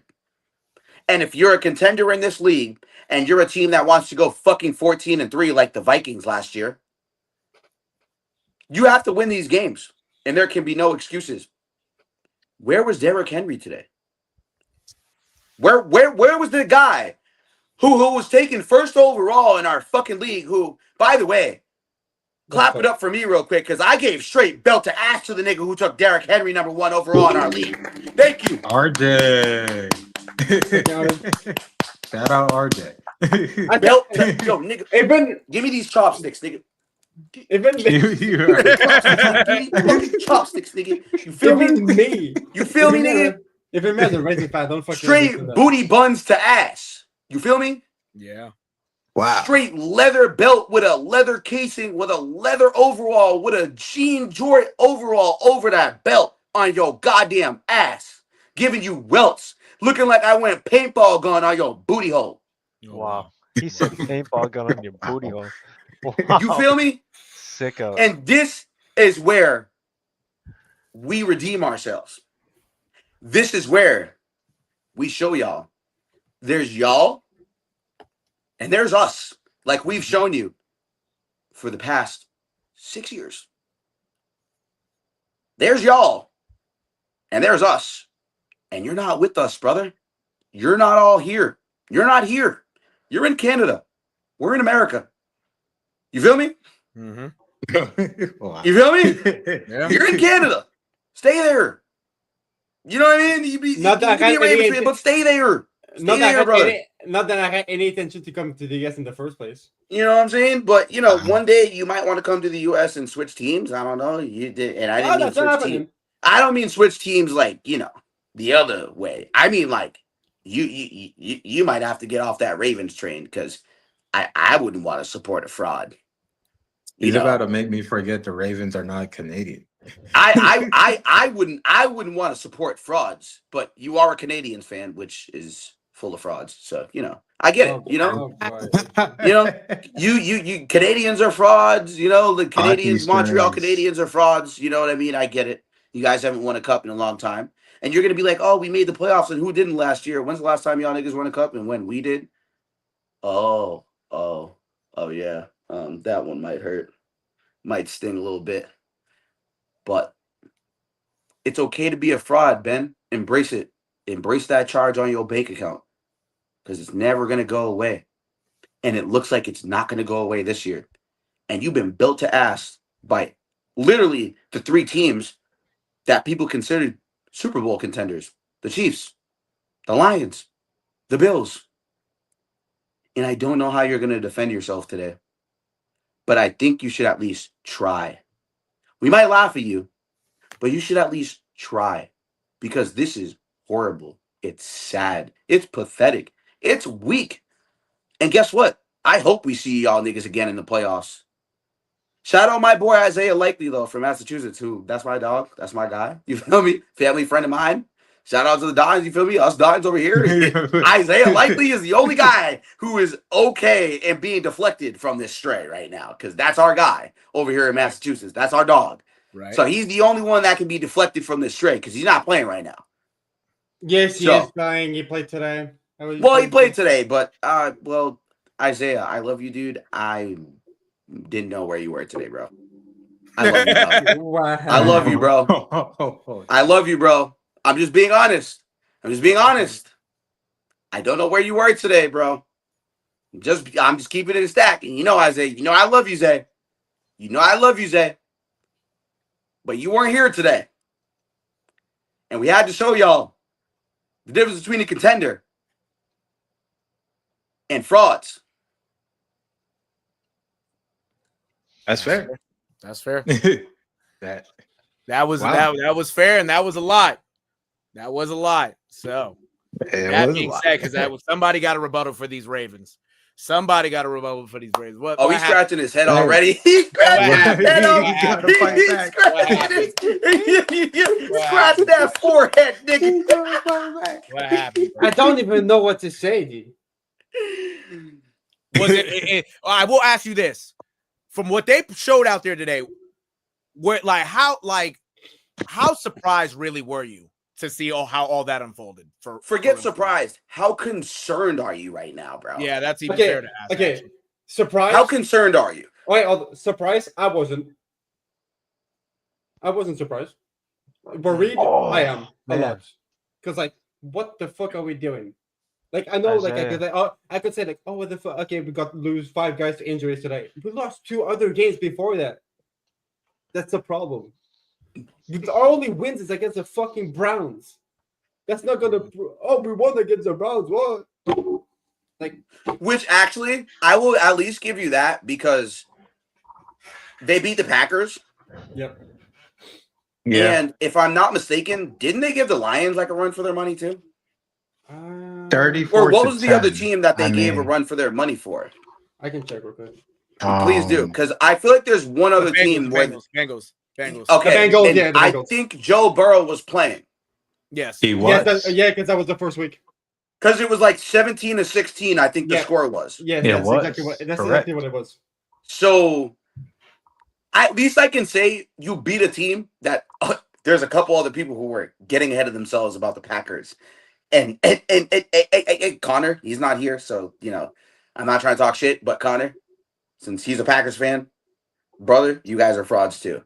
So. Look at the Packers against the Cowboys right now. Oh my Lord. Fraudulent.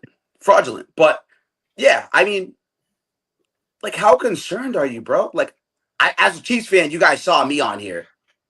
Yeah. I don't give a shit. This shit actually doesn't move me at all because the Ravens have sucked. So we should have won this game. Although I didn't expect us to because we've also sucked.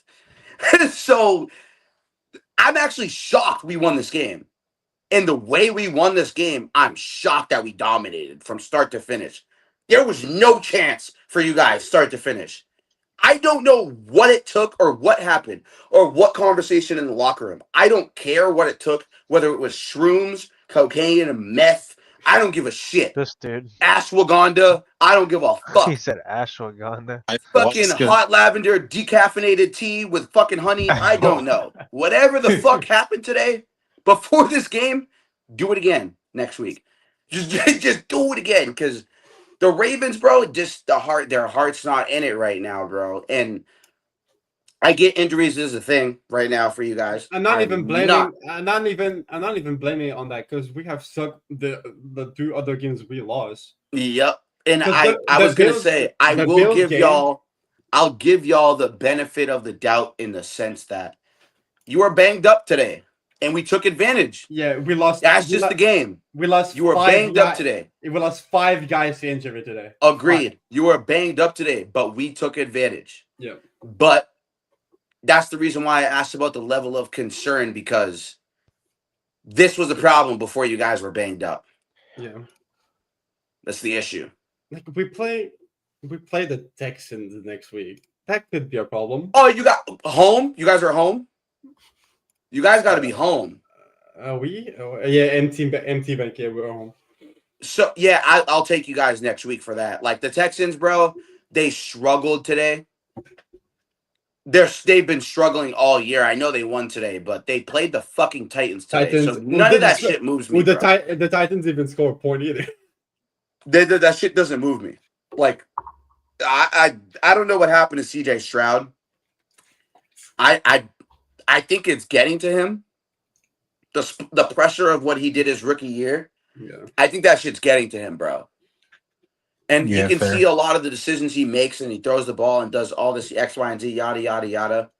You can just see he's just trying to prove too much. And like, I know, the running game is almost damn near non-existent at this point due to Mixon being out and Chubb being pretty much a non-factor for the fucking most part. I think that next week, the Ravens come down to earth. They come back to earth. It's against the Texans, a team that struggled to fucking put points on the board. They had to fucking work. All the points they put on the board today took a maximum effort today. Like literally, most of our points today are field goals. We'll see. It took a maximum effort for them to get points. And I think with struggling against the Titans the way that they did to put up points, they should have put up 40 fucking points today. It's literally like 3 or 4 field. Because how many? I didn't even watch. What's the final score? If I'm not mistaken, Ben, you are right. It was 3 or 4, one or the other. I think it was 3 field goals and 2 touchdowns by Justice Hill. It was 37-13 37-20 the final score. So if I do quick math real quick, that's 2. That's 14. I don't. But the Texans are still I know it was 37-20 today. It's 2 field goals. And Texans was 26-0. So yes, I knew that. Yeah, like it's tough. It's tough for me to sit here and be like, the Texans are going to win this game next week because there's nothing that told me today against a good team that they could even play against a team like the Ravens, who, in all fucking fairness, let's just go over the teams they face, bro. The Bills, a Super Bowl contender, who are they are probably going to run away with the AFC at this point. Probably. Because they can go like 8-0, I think. I know the Chargers lost today, but I still see the Chargers somewhat also being a contender too. And even with us winning today against the Ravens, that actually gives me way more confidence today after this game and watching how depleted we were. Even us, we were injured though. So yes, you guys were injured, but nigga, we didn't have our most clutch receiver. He's suspended. Yeah, Russia. So to me, like, I'm sitting here looking at y'all and I'm asking myself, like, what more is John Harbaugh going to do? Because if I'm looking at the Ravens front, he's on the hot seat. It might be time. You know who's on the He might be the problem. He might be the problem. You know who's in the hot seat, in my opinion? The Who? Defensive coordinator. No. Yeah. It's got to fall on Harbaugh at this point. He's gone unchecked. He's underachieved too fucking much at this point. He's underachieved too fucking much, bro. John Harbaugh has to be on the hot seat after the season if it keeps going the way it does. Forget after the season. He's got to be on the fucking hot seat if next week is a struggle. That should be a fucking conversation. I know there's probably people watching or anybody watching it. It sounds crazy. Yeah. But it's the truth. He's gone unchecked. So if Zach Taylor can be on the hot seat and the front office can fuck everything up for him all the time and he's left to pick up the pieces, but yet John Harbaugh can go unchecked and be given roster after roster and this after this, and you can't get to a fucking Super Bowl again. Joe Flacco was the guy. Bro, you have Lamar Jackson. And Joe Flacco was the fucking guy who took you to the Super Bowl, bro. That tells me, nigga, it wasn't all you. Right. Yeah. You have Lamar. You have a fucking Lamborghini, and you're holding the keys to a Kia. Is that, and also the fact that he's a hardball. So like, don't do that. Don't do that. Don't do that because Jim's a better coach. Don't do that. His brother, yes. That is Jim's true. a better coach. Don't do that. But his coach has a legacy. Coach last year. Don't do that. What is John Harbaugh's legacy other than Jim choking? is better than John. I agree. Yeah, but like at the same time, since they've both been two known coaches, and Jim, even with Jim doing better than John right now, their last name at this point, their last name in football is decently big nowadays. No. Why do you think Jim is better than John, bro? Because Jim played. Smart. Yeah, Exactly. he did. No, he did. Yeah. He was the quarterback for Peyton Manning in Indianapolis. Bro, and I'm not even sitting here trying to take like a lot of shit away from fucking John Harbaugh, right? But I am going to sit here and tell you the fucking truth, gang. Like, Jim Harbaugh is an extraordinarily better coach than his brother. I agree. He's won a college football national championship, dude, and he's been to an NFL Super Bowl. Something Nick Saban couldn't even fucking do. Yeah, exactly. Yep. I know. I'm just keeping it a buck. Jim. It's got to be a point where we start looking at John Harbaugh like, bro, he's got to be on the hot seat. He should have been on the hot seat last year. Bro, as a Chiefs fan, I say this. We had no business being in the Super Bowl last year. No business. And niggas can't say it was refs. Niggas can't say it was this, that, and so forth because the stats prove against it. I've already gone through this on pod before. Bro, the Ravens were the ones last year everyone thought. Who were the choke artists? John and Lamar. Yeah. That's a fact. We got to start looking at what the problem is for what it is. And I don't think it's Lamar Jackson, bro. John Harbaugh is the problem. He's the problem. They might need a new voice, to be honest. There needs to be another guy in there. And if people are telling me John Harbaugh isn't the issue, well, the brother has full control over who he wants to pick over his staff. So if you're going to go look at anybody else and point fingers, it might be impossible for you to. I will pose this question real quick to both of you, but especially to Ben. Do you think that week 1 loss really fucked them up? Yes. Yes. Yeah. It's not even close. I disagree. I mean, it's not like not like a big toll, but like that should like brings the momentum down because we had the like a 2 possession lead like 4 minutes ago. How did you fuck that up so bad? That's fair. That shows it kills the momentum. Absolutely. I don't think that's the issue. No, that's not the issue. I'm just saying that brings the momentum down. No. It wasn't week 1. It wasn't week 1. Yeah. No. It wasn't week 1. Was it last year's playoff game? It's this week. That's a problem, bro. Yeah. This week is the problem. Yeah. This was like, I think anybody who's been watching the first couple of weeks or anybody who's been doing this, I think we knew that this was the week where we would see either the Ravens really prove who they are or they would prove who they're not. Right.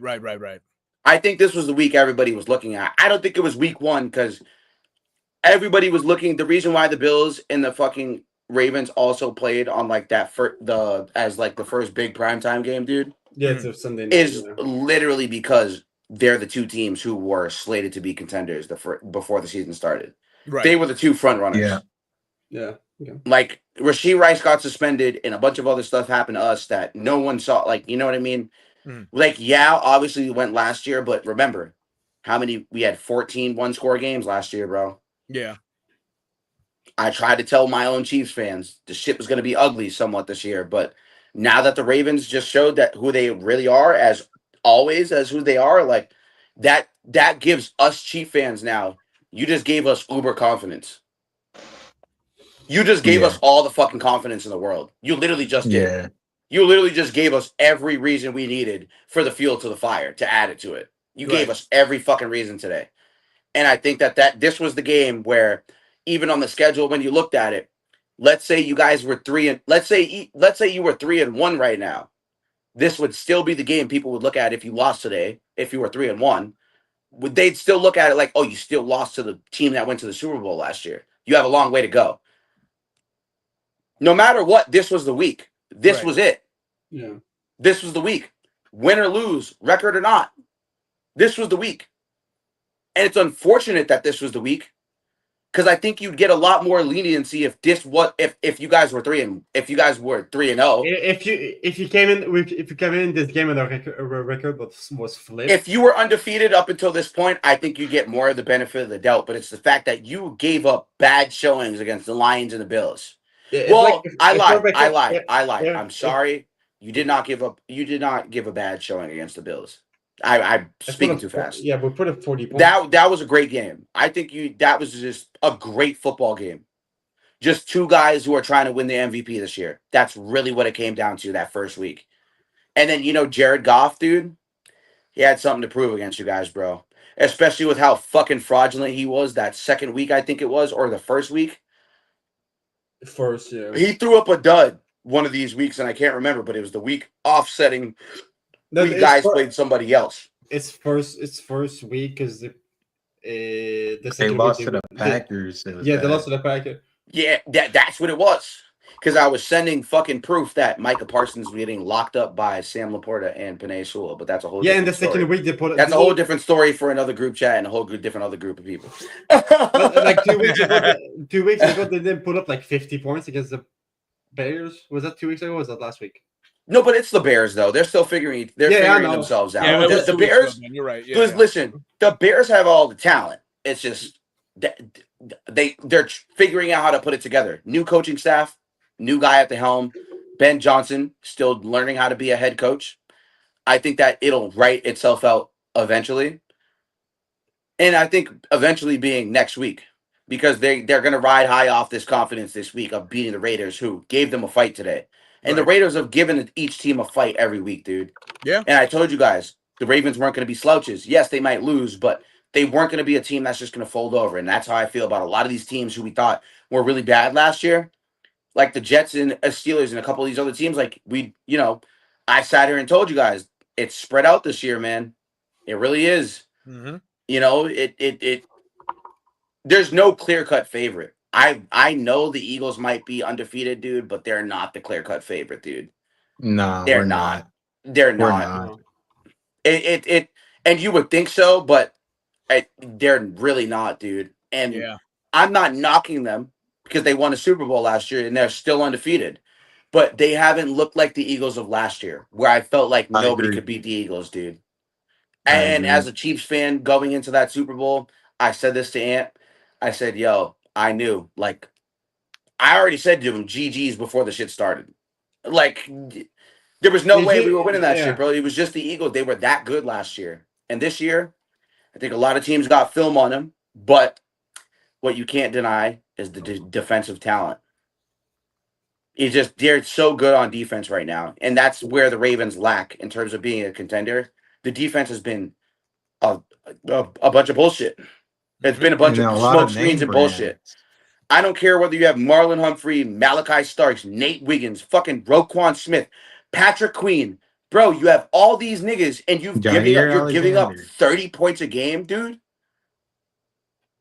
That's a coaching problem. That's not a player problem. That's a coaching problem. There's got to be a question on whether John Harbaugh or not should be the coach next year. And I don't think he should. You know who I think would thrive? Mike McDaniel. I think that John Harbaugh should hire Mike McDaniel as the offensive coordinator. All the guy does is set up touchdowns and set up speed and knows how to move the ball. Right. Mike McDaniel could be a guy next year or Cliff Kingsbury. That should be a thing. They should explore these options. And I don't know. Obviously, I don't know the contract, so I'd have to look at those things. So I don't know. But if Mike McDaniel gets fired, and let's say Cliff Kingsbury gets fired because of what's going on right now in Washington, I think that's an option that you guys should explore. And if John Harbaugh can't save his job by saving himself, he should save it by saving the staff. Exactly. I agree 100%. And honestly, quite frankly, even going to that, Amari, too, real quick, adding that element for a guy like Lamar Jackson, and just as to kind of how should I say, kind of change the view in Lamar Jackson's eyes of a more versatile, more creative type of coach. Yeah. It might really be the better option, because obviously, even with the Ravens, you've heard the same voice now for getting closer to 20 years. Yeah. Right? Yeah. Mm-hmm. And they've always had 100%. good teams. They've always had good teams. You've always had teams that are going to compete at least for a playoffs, or at least they'll have like a winning record every year. You know what I'm saying? Yeah. Like, they've always been a Absolutely. successful team. But when you think about it, it's like you could do all that in 20 years, right? Or close to 20 years. But how have you only gotten to one Super Bowl? Yeah. And you've had all these good teams and players. Sometimes enough is enough. And yeah, and you got to really also look at it when it comes to next week against the Texans. If they come out flat next week for real, now there's a problem. It's a real problem. What do you mean? Now it's been a problem. No. I'm saying it's been a problem. Like, but like you lose to a team like the Texans, who haven't done shit the whole year, right? You know, it's like calling it like was starting 0-3 and beating a young Titans team that could very well end up with the number one pick again next year, right? Yeah. Like that don't mean shit. That don't count for shit. So if you're gonna come out flat against a team like a Texans, it's like, this was a problem before, and it's been a problem, but now it's like, it's like you really look at it, it's like, I don't know if the Ravens are really gonna. It might be the season might low key be. I'm not gonna say over, but you really don't see them going anywhere if they fall flat against the Texans. In terms of being a contender, that's over. Exactly. That's over now. You guys have seed your way out the door after that. Like that's gone. That's gone. That label is over with. And honestly, when you lost to the Lions, that was over with. Exactly. For real. Because the Lions didn't have a good showing the first couple of weeks. So that was it. That was it. That's very true. No, that's fair. That was it. Fair. And and I'm a Lamar Jackson supporter. I love the guy. Like, I think he's an extremely fucking talented football player. Mm-hmm. You know? And I think that he very well could be the best quarterback in the league if he hasn't fumbled and done certain things in the playoffs and X, Y, and Z. We might be having a different conversation, but those things are looked at because we saw last year a game manager won the Super Bowl. Yeah. And guess what? The greatest fucking football player in the history of the NFL is a game manager. Yeah. Exactly. That's how you become an elite quarterback. And it comes to a point where you start asking Lamar, if there's can you be a game manager? We love the flashy plays. We love the jukes and the yada yada yada. But nigga, we're not asking you to be Jamar Chase, nigga.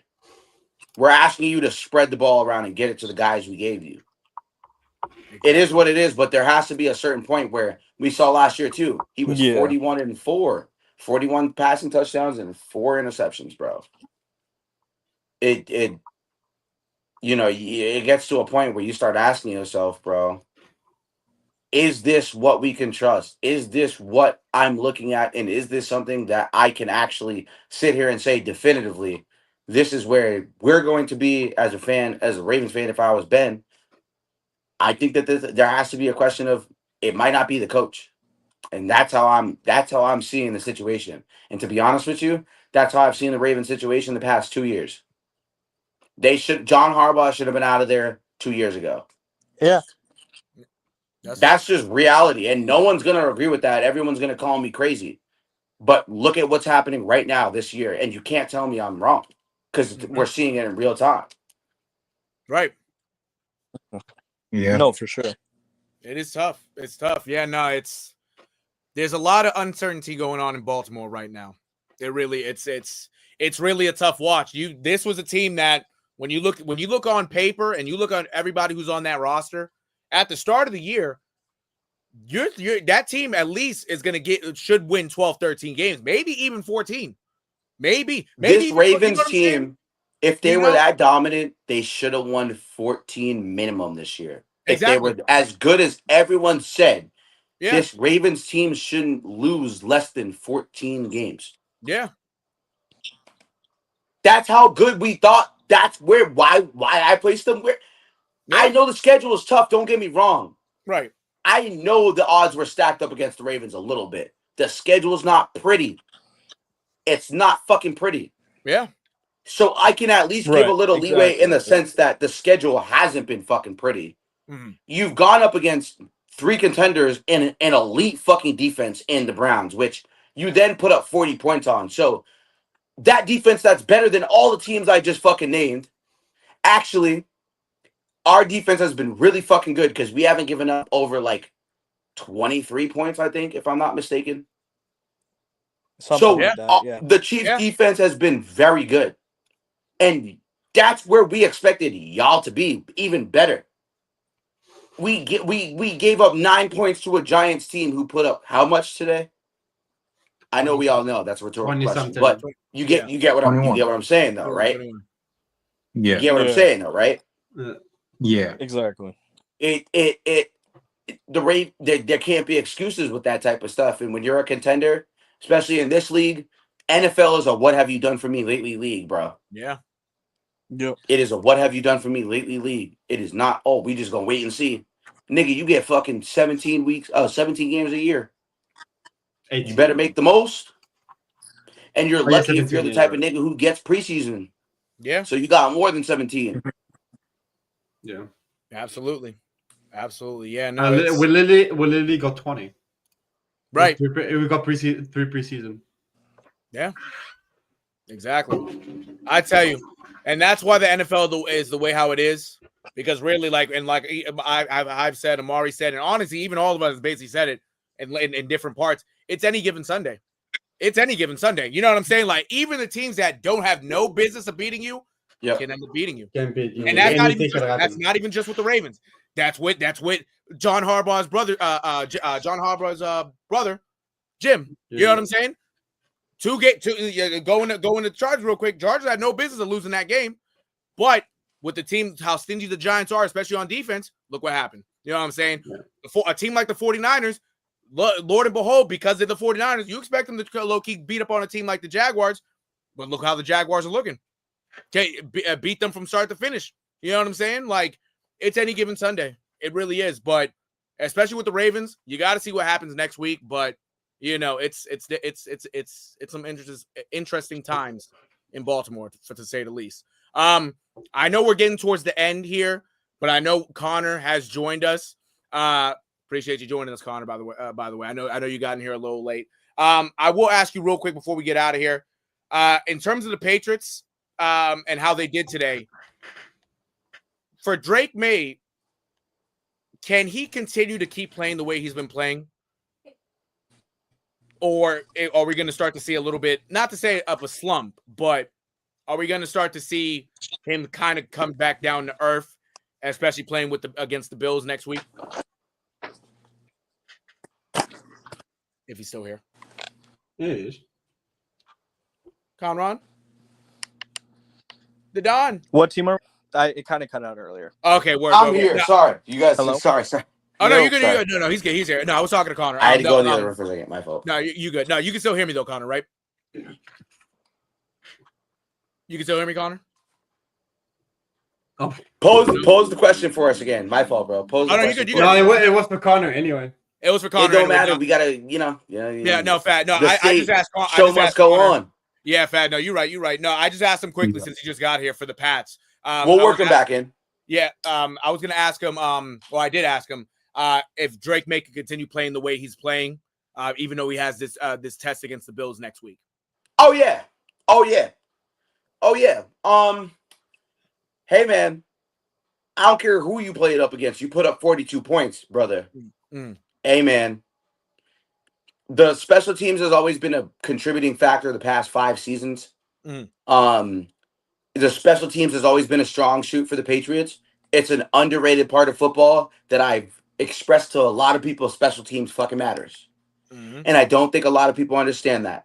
And I think the special teams performance the Patriots have always put up the past couple 5-6 seasons, it's been a bona fide performance every single year. Right. And you look at guys like Marcus Jones contributing and some of these other guys contributing in ways to get the offense involved. Marcus Jones had a touchdown today. It was a kick return, if I'm not mistaken. And then he had a 60-yard punt return to set up a score. Yes. Hey, man, those are plays that win games. Yeah. The Ravens aren't doing those types of things. The offense is doing all the work. Some of these contending teams aren't doing that. The Eagles, why are the Eagles so successful? And we talked about it today. Special teams, defense has been a factor. They have been an elite unit. The Eagles' special teams has been the best special teams unit in the league so far the first 4 weeks. I know the offense hasn't been pretty, and the offense is they've seen their themselves out of the top 5 enough to a point, but they have impacted the game and won in other ways. That's what makes you a contender. Yeah. And the Pats team, absolutely, they are making plays, and these teams are, and some of these teams, other teams we're seeing too, are making plays to make them contenders in terms of whether it's a wild card, or even just a divisional or a championship game. This Pats team should be proud of the fact that they're winning these games in other elements, and the offense is thriving due to the other units, that being the defense and the special teams, driving the offensive unit to score points. This is a big factor as to why the Patriots have been so successful. Absolutely. And I think we should, there has to be more of a recourse instead of a discourse as to why the Patriots have been so good. You can't say just because, they played nobody and they played teams they expected them to beat. No, because a lot of people had the Patriots beating the Steelers. I did not. I just could not see them, the offense, going up against a team that they've neutralized offenses enough to a decent amount for them to try and win games. And if they haven't, which they lost to the Jets and the Seahawks, who have talented offensive players, I'm a little bit more or less inclined to sit there and be hard on the Patriots when they come out here against a team like the Panthers and dominate in a game where everybody, I think, expected this Patriots team to. I don't think everyone expected the Patriots to win in the fashion they did today. I think everyone thought it was going to be a barn burner in a closer game. I don't think everybody expected the Pats to come out and score 40 points. But that's the difference between having a great special teams and a defense that contributes and enhances you scoring points, and the nature and the culture of your team. If those guys on special teams are going hard, it's going to trickle into the locker room and the culture for the rest of the guys who are also young. It's a young team. It's not an old team. It's a young team. These guys are hungry. They're ready to go, and they want to win these games. And I think next week, I got to sleep on it for a couple nights, but I don't think this game for the Patriots is out of reach, considering that the Bills struggled. The Bills' special team and defense struggled this week against a Saints team who had no business being in the game at all. At all. Right. If my Chiefs could blow out the fucking Ravens, dude, the Bills had no sense in no way of fucking sitting over here and giving up what they gave up to the Saints. And that's how I feel about my Chiefs team now. I'm doing a whole 180 because today was the wake-up call. This was going to be the one. And if we got blown out and got smoked today, I wouldn't be saying what I'm saying about other teams. So that matters a lot. And I think that mattering a lot, the Patriots have that advantage every single game when it comes to defense and special teams in comparison to the rest of the schedule that the Patriots have. It's not a hard schedule. This Patriots team should make the wild card. They should. And the only thing that's supposed to be in the Patriots' way, as per fucking usual, even back in the day sometimes, is the Colts. That's fair. That's the reality. Yeah. That's fair. And even quite No, frankly, that's definitely fair. No, yeah, and I was gonna say also, and to go off what Amari says also, the only thing that also holds the Patriots back in general is themselves. Real shit. Yep. You know what I'm saying? Yeah. You have the coaching staff too. Exactly. No, exactly. And it's the coaching staff too. Like it's only that they, and even just how it was a few years ago, back in 22, when the last game of the year they had to play the Bills right after the DeMar Hamlin situation. The Patriots controlled their own destiny. They shit the bed. They gave up 2 kick return touchdowns and whatnot. They missed the playoffs, right? So even in general, with this team, especially the last few years, obviously the last couple of years, they really suck. This year is a far much more better team. You got the roster itself, what's out on the field is a lot better than what we've seen the last couple of years. If they just continue to if they just continue to do what they're doing, play out the way that they're playing, you'll go through some growing pains, whatnot. But if you just stick together as a team and continue to build the commodity, you'll see the progress. You'll see good things happen, right? You have a coach now that at least is formidable to lead a team of some veterans, but a lot of young guys to keep it pushing. But at the same time, the way how the Colts are doing this year, it could very well end up in a situation, if both teams end up in the same spot, that, oh shit, we're fighting for our lives because of the fucking Colts. Or the Colts are fighting for their lives because of the fucking Patriots. Like, it could go that way. It really could. And I'm glad Amari, even at the beginning of the year and how he's shown with the Colts, especially how Daniel Jones has played, this Colts team is similar but different to the Patriots team, because all the Colts needed was a quarterback. All the Patriots really needed, in this case, was a coach. You know what I'm saying? That's what it's come down to. And quite frankly, the starts that these teams both had has been good. Let's see what happens in week 5 for both teams. Hopefully the Pats can get it done against the Bills. And if I'm not mistaken, who do the Colts play next week? Is it a divisional game or the Raiders? Oh, they do play the Raiders. It's not a divisional game, but it's a conference game. It's a conference game, exactly. Okay, it matters to a team like the Raiders looking to redeem themselves, and they signed Geno Smith not to fucking miss the playoffs. So exactly. No, that's facts. That's facts. And like I said earlier, it's any given Sunday too. So obviously, just like we had some surprises this Sunday, we'll have some surprises next Sunday. It's inevitable. You know what I'm saying? But with that being said, because I know we're just over the 2-hour mark here, that's all I got. That's all I got to say. Any final lasting words for everybody before we head out? Yes. There's one more game I would like to pick everybody. Actually, I want to pick NERO's brain a little bit more so than anybody else. But hey, man, I got a question for you, bro. Oh, for sure. Is this 49ers team in trouble for the foreseeable future? I think that's a valid question to ask, considering injuries and coaching staff and carousel and all this other stuff. But is this a game we look at with the Jags winning and beating the 49ers, right? Is this 49ers team in trouble for the foreseeable future? Is their future in question? That's honestly, Amari, that's a valid question. Definitely want to pick your brain. And I would say it's a valid question because the missing piece to all this right now, even though they're 3-1, not having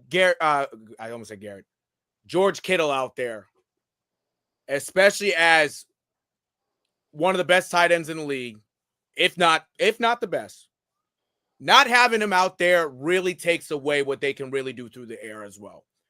Because they're relying too much on Ricky Pearsall, excuse me, and he's over here getting banged up. Got banged up today, left the game, right? Christian McCaffrey, even though he scored today, Christian McCaffrey isn't the same how it hasn't been the same how that he's been for the last couple of years, especially due to injury, right? Right. So you're relying on guys with injury problems, and naturally, one of your best players is hurt. You don't have him to throw the ball to.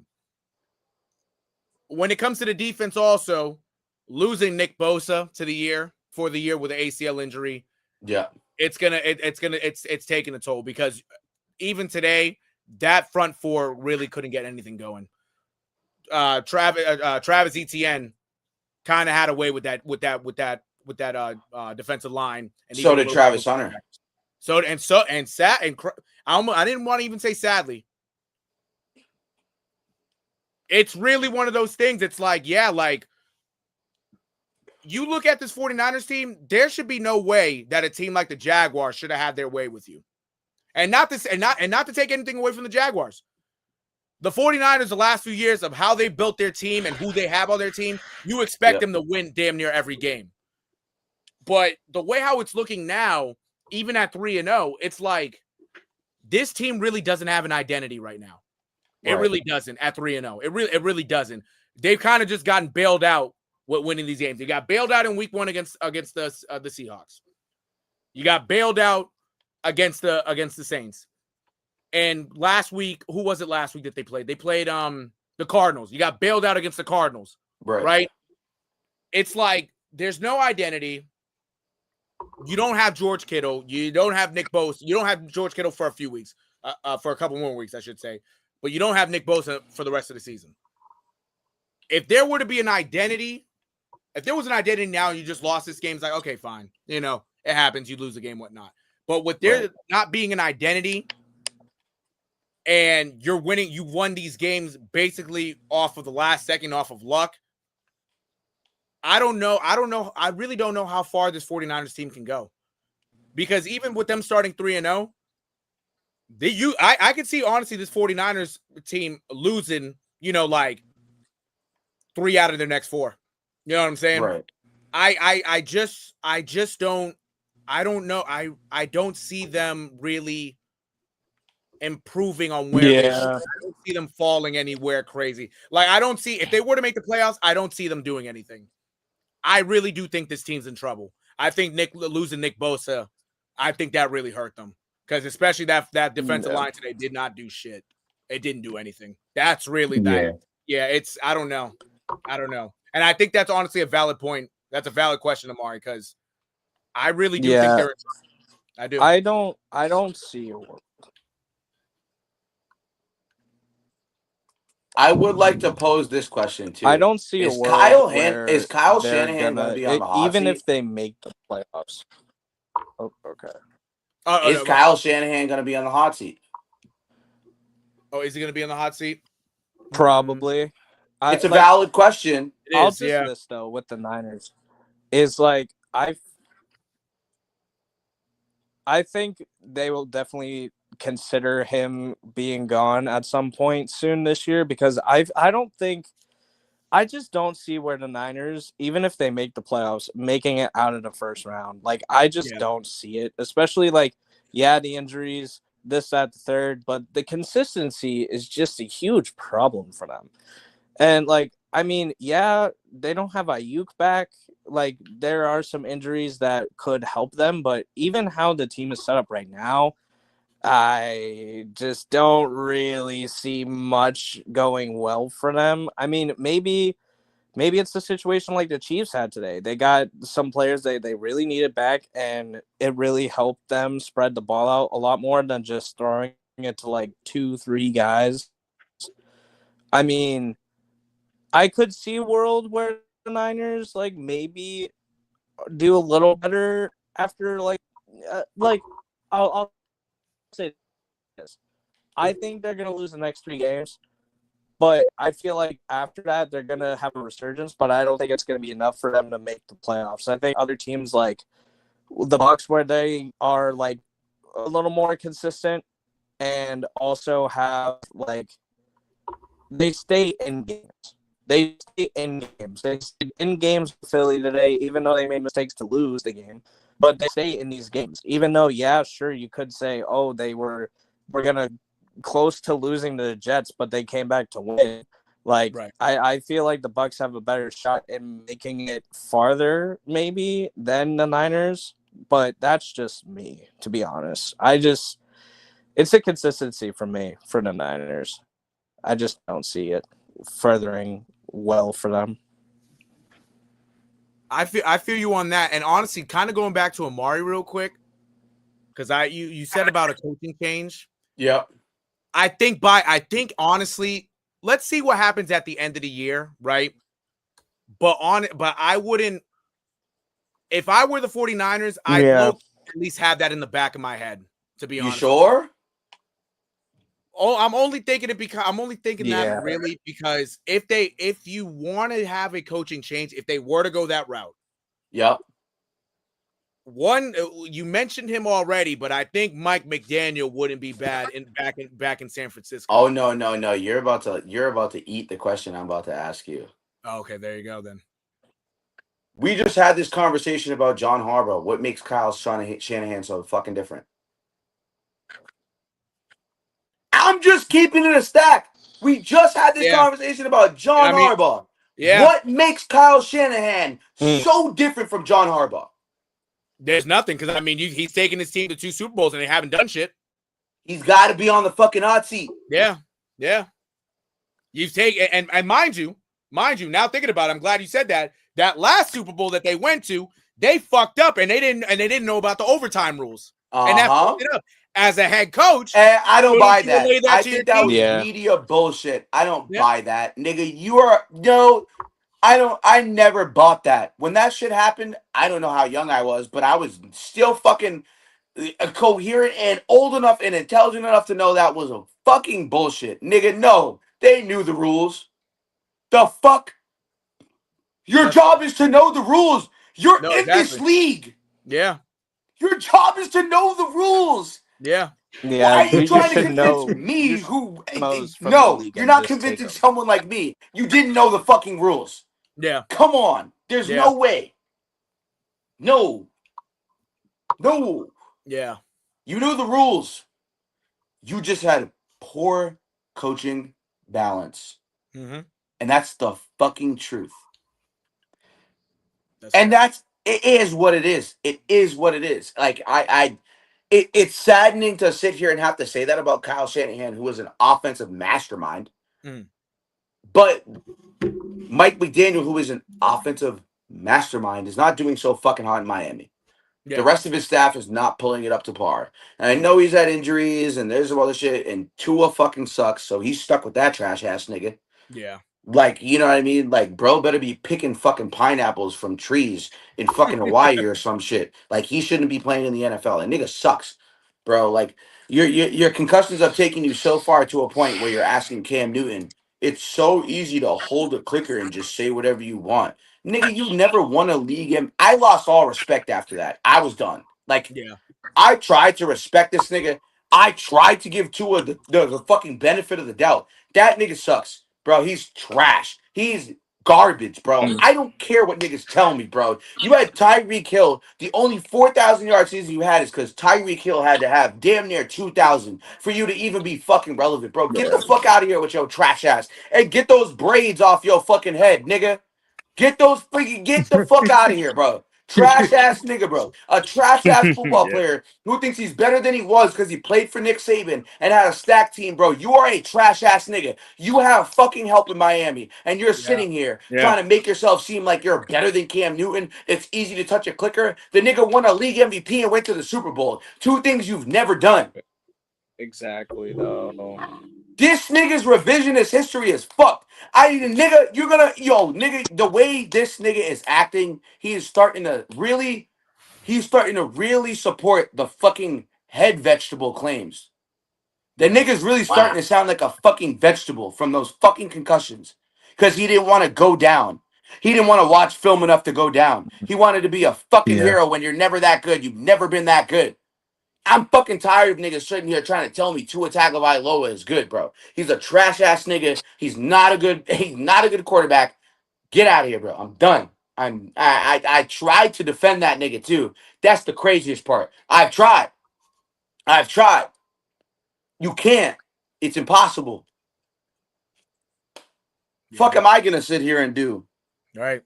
I can't sit here and fucking tell this nigga, oh yeah, yada yada yada. Yeah. Bro, he's garbage, bro. Trash, man. And it gets to a point where you got to look at Mike McDaniel, and he's not even the problem. He's not even the problem. So, yeah, there's a lot around the NFL this upcoming week that There's a lot of questions to be answered, but I think hot seats should be in question at the end of this year. Mm-hmm. John Harbaugh and Kyle Shanahan are two people who are on the hot seat. Bouncing. And Sean Payton, sir, you may as well be on the fucking hot seat too. Ooh. Oh, He may as well. Really? That's fair. He may as well. That's fair. Yeah. Yeah, that's fair. The Broncos haven't You've done had that. Russell Wilson. Now you have Bo Nix. I see I where get you're it. coming. But he may as well, Sean Payton may as well be on the hot seat the way that the Broncos have looked offensively all year so far. That nigga may as well be on the hot seat too. Right. And guess what? The Jets, Aaron Glenn, better figure it out because we know how the Jets get down. We know how the Jets get down. They like to fire niggas left and right. They gonna fire your mama. It don't matter how much money she made you. They gonna fire your mama. They don't care. Yeah. They don't care. And your mama don't even got shit to do with it. And they just be like, oh, she got to go too. She was never here. She was never in the building, but she got to go. Exactly. And even that other team in New York, that guy's not safe either, Mr. Dable. He ain't safe either. Dable's never been. The only reason I'm saying that is if it were to get real bad, they'll probably cut him. No. Like it's not the fact that he's not a good coach. It's just that like considering it's the Giants, he took Daniel Jones. He made Daniel Jones look like a playoff quarterback. Gang. They're not. He's not going anywhere.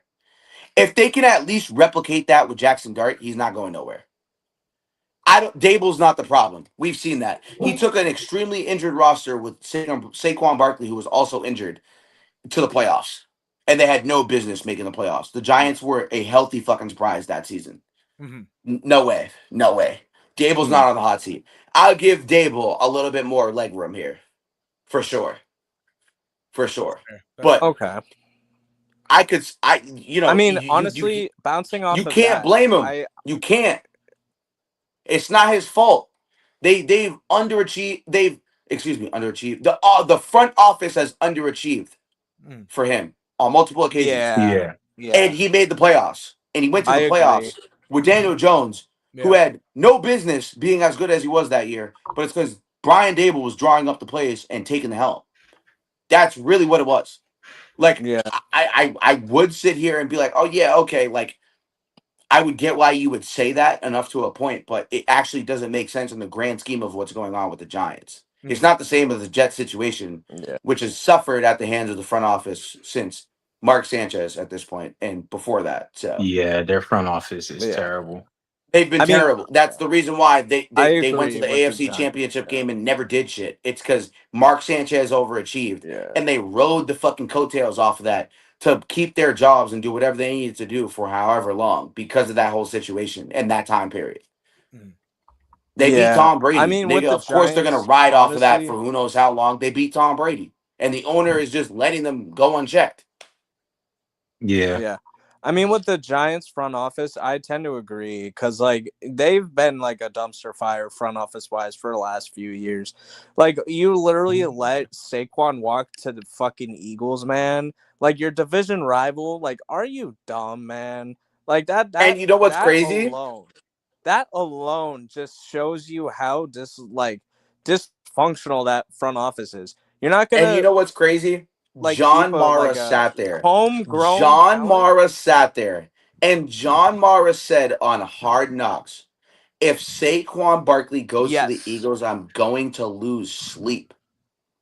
Bro, this nigga has probably not gotten a single night of sleep the past 2 years. Yeah, this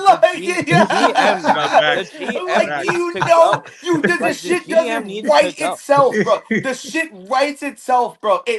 These jokes, it all writes themselves when it comes to the Giants and the Jets. I get it, but the Giants aren't enough of like the Giants are just the same as the Jets, like Connor just said, in the sense that this shit writes themselves. You had the Giants GM's son saying, "You only get this job once. You may as well win." His son telling him to draft Malik Neighbors or Jaden Daniels. His son literally said, "This is a no-brainer." Why is your son telling you how to do your job? Yeah. What? And they the front literally office drafted doesn't. They don't Malik see that as Neighbors, an too. That's the issue. funny thing. Mhm. They don't see that as a problem. Hire his son. And they drafted Malik Neighbors, If his too. That's the father funny can't do part. it, hire the son. I'm sorry. Yo, there's literal people like us, and there's other athletes I know who I've coached. Those kids are just as smart as us. I would hire those kids before they hire that nigga in New York. Deadass. Yeah. I would have hired some kids I coach over that nigga.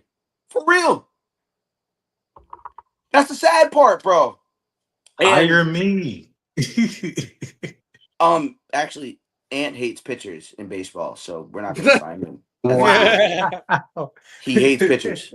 So talking about pitchers, Nero's cousin pitched today, and he did. Oh, actually, yeah, I didn't very even. fucking good. Okay, wait, Ben, Yeah, I didn't even before mention you that. accelerate, hold on, Nero. Yeah, I was just saying. flip to you real quick, Ben. I was just saying. Wait, Nero, flip to you real quick. So, Nero, Yes.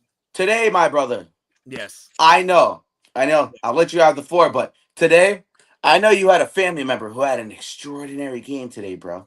Mhm. He had an amazing game. Shout out to Senor De Leon. Hey. Nero's cousin real quick. Yes, sir. Yes, sir, chat. You know what I'll do, chat, real quick. I know whole y'all don't know who this individual is. I'm gonna show y'all Talk to us somebody. about Cuzzo. Talk to us. Yeah, and honestly, and I'm gonna be real because I don't like to lie. I do not like to lie. I honestly forgot that this guy was even in the Red Sox organization. I'm not gonna hold you. I really and the reason how I saw that it was my cousin is because I looked at the screen right in the like the fifth inning, and I just see somebody. I'm like, wait, do I recognize him? I look at the name, the pitcher's name on the screen. I'm like, De Leon. Mm-hmm. I look at it. I'm like, oh shoot, that's Cuz. When did he get on the Red Sox?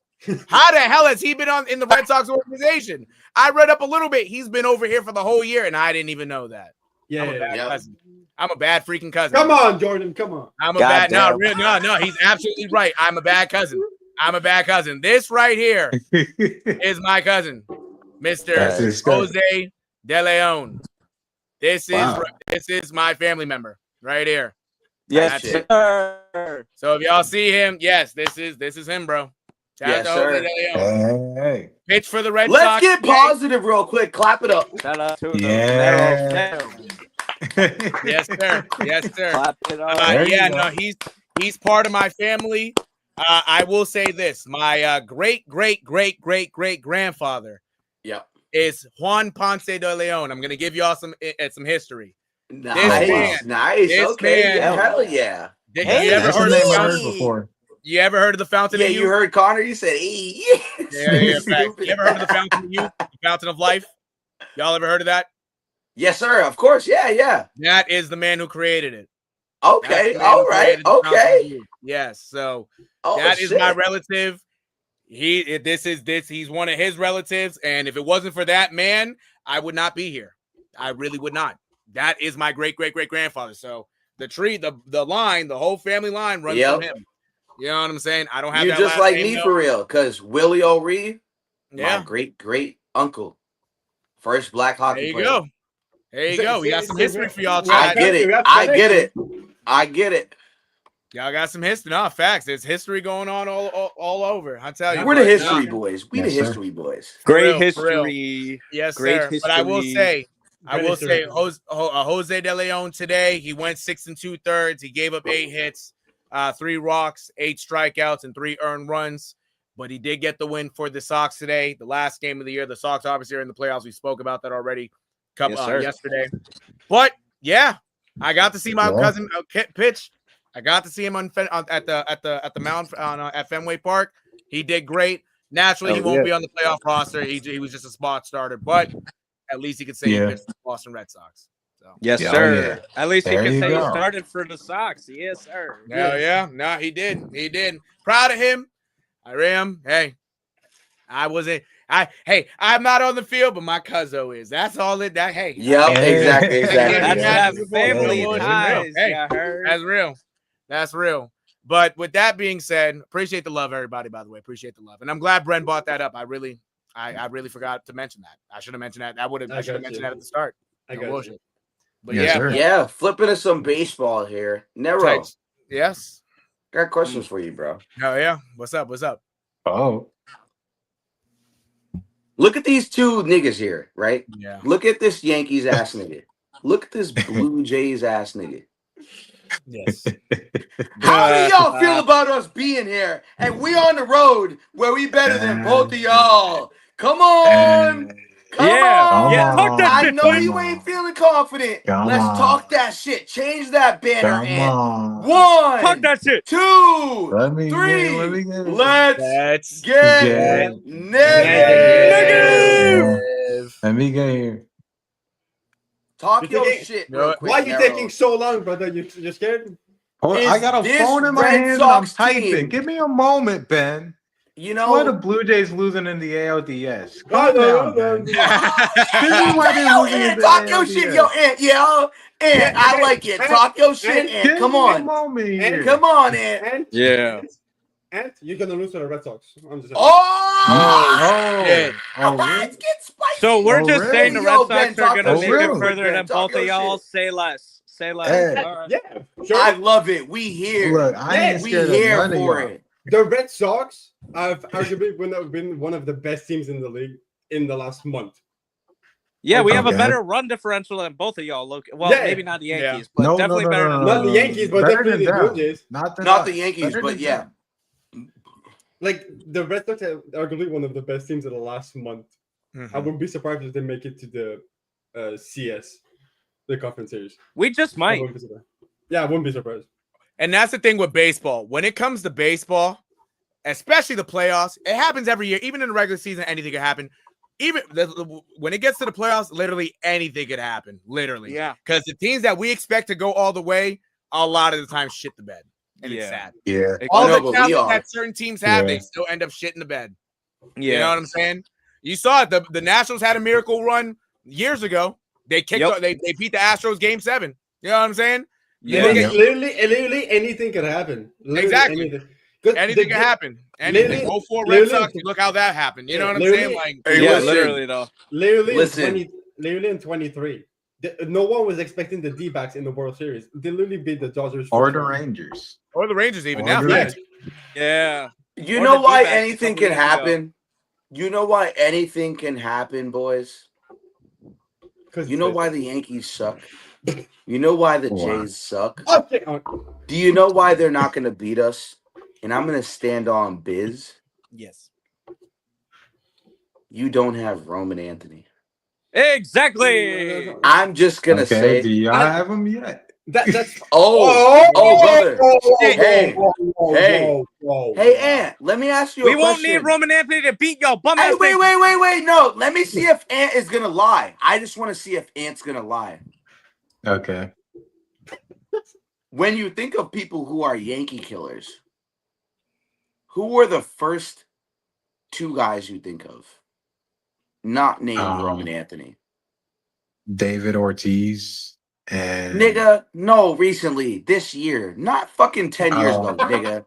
The fuck? Yeah, we know. We beat y'all niggas every year. I know. We have more fucking World Series than you've won in the last 20 years. We get it. Don't remind me before I cook you. So, listen, brother. Mm-hmm. Do you know who Brian Bayo is? Right? Do you know who Alec Bregman is?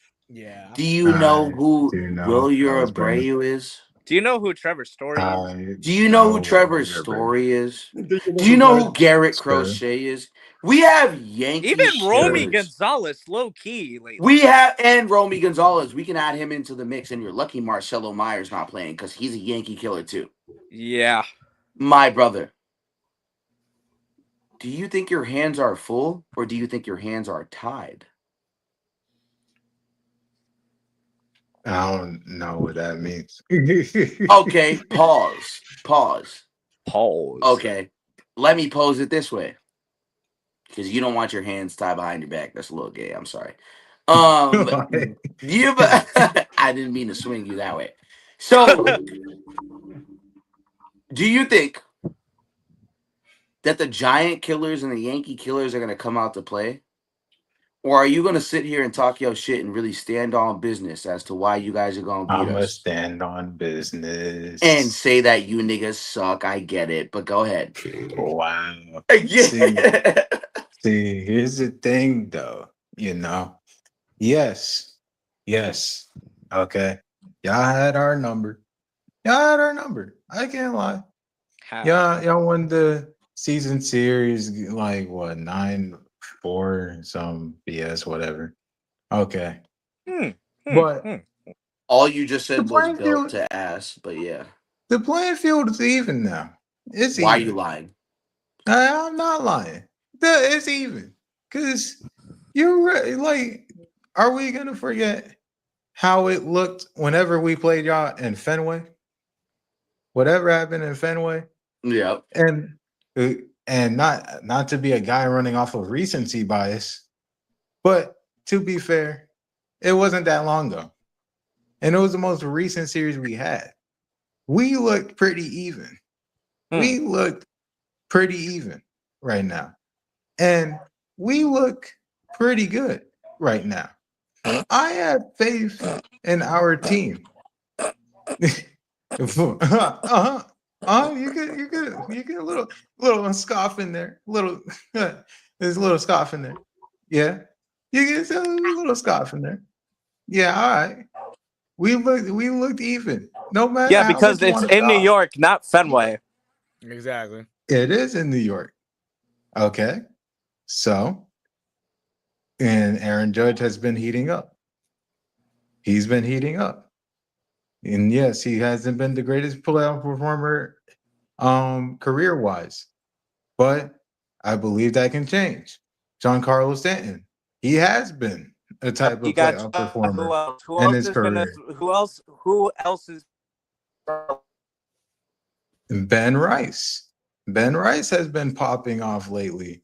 Jazz Chisholm, he can do some. We can that. Just I not can the go little on bitch who can't that keep whole crying after roster. being Trent called on Grisham, tracks. Be the number whole 2 roster. with freaking Judge. Oh my god! Oh, I Max can't. Fried. I can't. Max Fried. I can go on with our team on who I feel confident with right now that we can beat y'all. I'm not gonna necessarily say in 2. It could probably go to 3. We're rivals. We're gonna fight each other. We're gonna want to beat our eyes. But I got us in 3. I feel confident in us. And Okay. y'all can say whatever y'all want. We're gonna have a good yelling and screaming session at each other on Tuesday about it. Tuesday and Wednesday. We're gonna have a little bit of fun with it. But I got us in 3, and then we're gonna beat the Blue Jays in 5. All right. We're gonna go up You in won't even Toronto. make it past the We're Red gonna go Sox. up I'm in telling you, Toronto. kid. We're gonna beat the Blue Jays in 5. You won't even make it past the Red Sox, brother. And Sorry. we're Thank you, gonna a take care of confident Blue business. Jays fan. Thank you. I think this you. is the year. I'm saying I'm fucking. And you guys can talk whatever y'all want after this, but we're gonna see when it gets whatever happens on Tuesday, Thursday, whatever happens, or not. Well, Tuesday, Thursday, Wednesday, whatever. I got my days mixed up, and then the ALDS, whatever.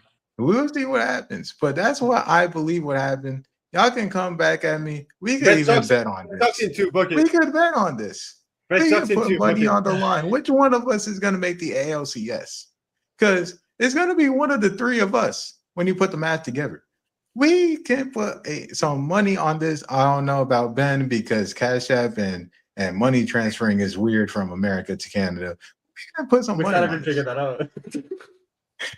We can put some money on this. We Bro, can get I'm lit. standing on business because you owed money to me before. Like, me and Ant already had a bet previously, and I won. So let's just put a little 10 on it. I don't give a shit. A little I 10. don't give a shit. Honestly, no. I'll put fucking I'll put 30. I'm that confident. I'll put fucking 30 on it that Okay. the Red Sox win. I don't give a shit no more. Anyone put else 30 want on to it. hop in? I'll put 30. 30? Is that good for you, 30? man? 30? All right. All right. I'm just All telling you right, right now, say man. less. I hope you Hey, ain't. I Ben, hope you you ain't gonna hopping win in? that 30. We using Wise for you, Ben? I mean, I can't even transfer money. That's the thing, but I would. Type shit. All All right. All What right. the fuck, right. Dad? Okay. The shit talking will be on Tuesday. I'll tell you that, Am. But I'm gonna tell you this. Oh, we about to talk more shit in a second. All I'm saying. Don't worry. Well, I do want to spin back on the Ben Rice thing. Honestly, do you really expect Ben Rice to carry the Not carry carry. with Aaron Judge? Y'all really don't like John I didn't say Carlos, carry. and even though he isn't really awesome. But I you didn't really say think carry. Ben Rice is that guy? He's not that guy, pal. He is not that He's guy. a good player, bro. Other than You Judge, seen what he who did can you today? He's a good player. actually trust on? Who can you actually trust Stanton. on other than Judge to help Stanton. y'all? Seriously, Stanton. Stanton has been wishy-washy. Like Wishy-washy? what else is this guy? Chisholm has been my. wishy-washy too. this Oh, brother couldn't put my. up more than 3 homers in a damn Oh, derby. You think my. he's gonna do that in the playoffs? You think Oh, he's gonna my put up homers in the goodness. playoffs? He Bullshit. said that Stanton is wishy-washy. Maybe Oh, I'll give you my. maybe I'll give you Cody Bellinger's high ass. Maybe. But that's And still that's another also thing. Bellinger, another wishy-washy subject. he just called Stanton wishy-washy. Oh, man. They're all Stanton- inconsistent. What do you Stanton want me to I'm laughing at say? You're Ed. not I'm laughing ready. at Ed. I'm just laughing at You're how not Ed ready said for he's- playoff Stanton. You just called Stanton Playoff wishy-washy. Stanton's gonna be garbage. Oh, Garbaggio. garbage. Jesus Garbage. Christ. The playoff Do we home run remember what leader happened of in the this World Series with generation. Judge last year? And you're calling him wishy-washy. You call him okay. Okay, we'll see, Connor. We'll see, Connor. Okay. Yeah, Connor. we'll see, but I'm just We'll standing see, on Connor. business that there's inconsistencies in that Yankees lineup. That's all I'm gonna say at this point. Keep going on Okay. your standing on business Yankee shit, but I'm standing on my Red Sox shit. We're a little deeper than y'all, so pause. But Jesus, bro, I can't fathom you saying Ben Rice. My God. I will say this, and Why can't We'll I tell you, say Ben Rice? and I will tell you this: if the Yankees were to lose Game 1, they're in trouble.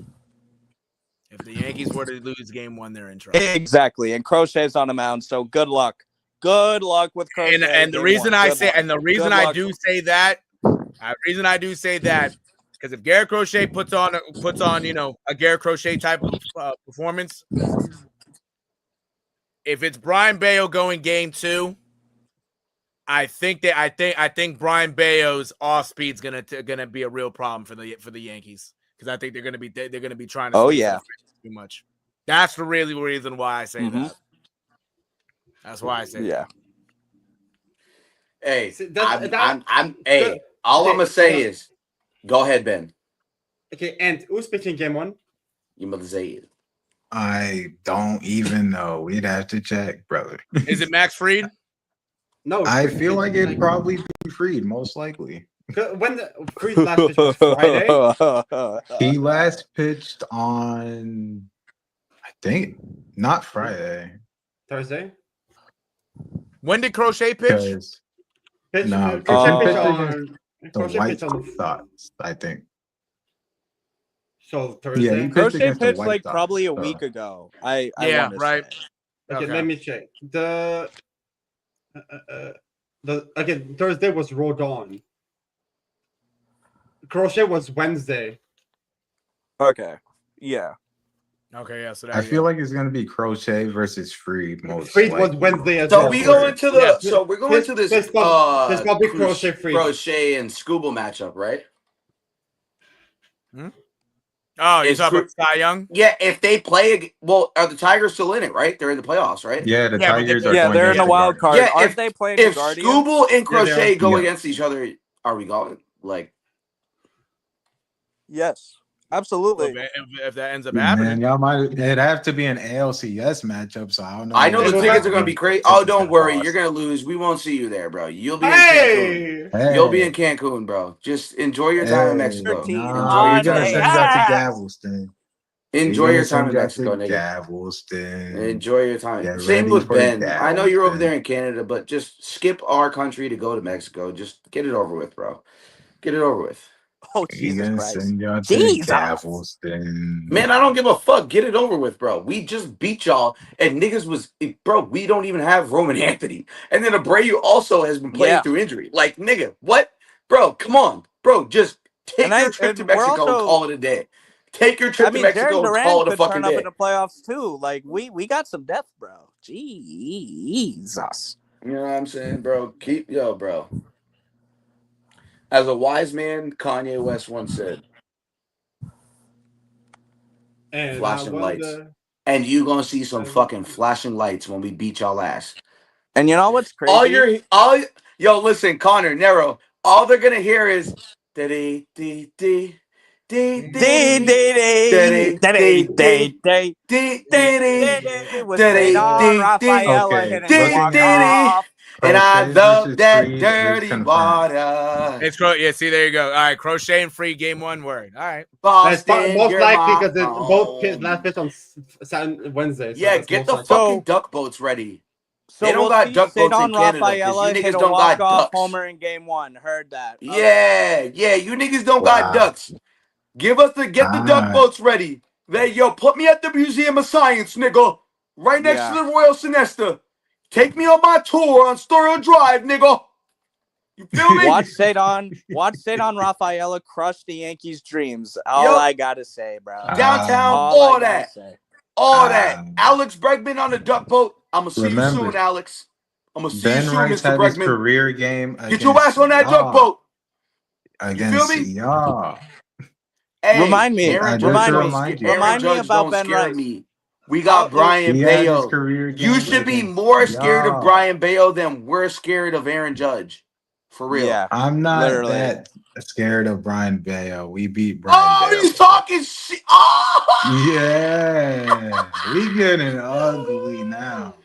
Yo, Yeah, I but can't it took you I the can't first. wait to clip this It shit. took you now, 3 'cause y'all times to getting beat Brian ugly. Bayo. What happened the first 2 times? Nah, I can't Hey. wait to clip this shit tomorrow. I can't wait to clip this shit tomorrow. Hey, look. Bay State Media Clips going crazy this Look. week. Okay, because game one And game Bayo has one is been kind of iffy the last few starts. So has half your lineup. Because of run support, nigga. that is true. Yeah, Not because he was asked, because of run support. Yep. That was the only reason he lost. Let's get that straight. He's a Yank. Yo, listen, he said, "Oh, Babe Ruth, not a problem. Not a problem. Yo. Not a problem. Joe DiMaggio, not a problem." Yeah, You know what I'm literally. saying? We don't care. We don't care who you niggas put up in front of you. You can Doctor Strange your way back in history. It ain't gonna undo what the fuck has happened the last 20 years, which means us beating y'all fucking ass, nigga. Yep. And we gonna beat it again with a belt this time. We ain't even trying to even spank you with the hand. I'm bringing out the belt, and we might even have to turn the belt to a buckle. I might have to just gold buckle it to really show you the consequences of what happens when you go up against us. You're gonna get Gucci belted, bro. Gucci belt. Forget a Gucci belt. I don't even want to hit you with the G, bro. I don't even want to hit you with the G. Fair But enough. I might as well hit you with the Truey. Yeah, right. We're gonna hit you with the horse hook. I might as well. He's gonna hit you with a horseshoe. Jeez. The horseshoe, nigga. He's gonna Colt your ass. Colt 45 on your ass. Jesus. And trust, I love my religion. on I love my religion, by the way. Colt 45, Yankees suck. Red Sox gonna beat your ass. Oh, here we go. Watch. Now he's about to go get a belt. Why? I already know. Look at him. Listen. He's gonna get a belt right now. Look at Ben. I know he's about to get one too. You gotta get one too. You know what? Fucking I'm starting parties. Listen. Wow. Hey, there is a wise man. Listen, Ben runs a channel, right? And it's called Golden Knights Updates. For those who aren't hip and you're watching or whatever, please go follow that for Ben. Ben spends a lot of work. Thank you. He is an admin in this Instagram channel. So go support my brother, please. He is very into hockey and he loves doing it. So please go support him. But in this channel, I'm looking at your homeboys over here rooting for the Red Sox, bro. Yeah, there's one. Yeah.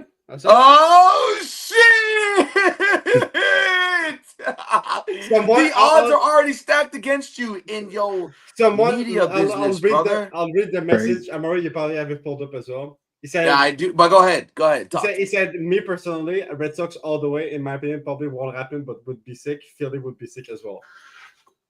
He just like me for real, because I really want to see my boy Trey Turner get a ring. Oh my gosh, I'll be happy if we don't get a ring. If Trey Turner gets one this year, I could die a happy man. For real. It'd be his second ring.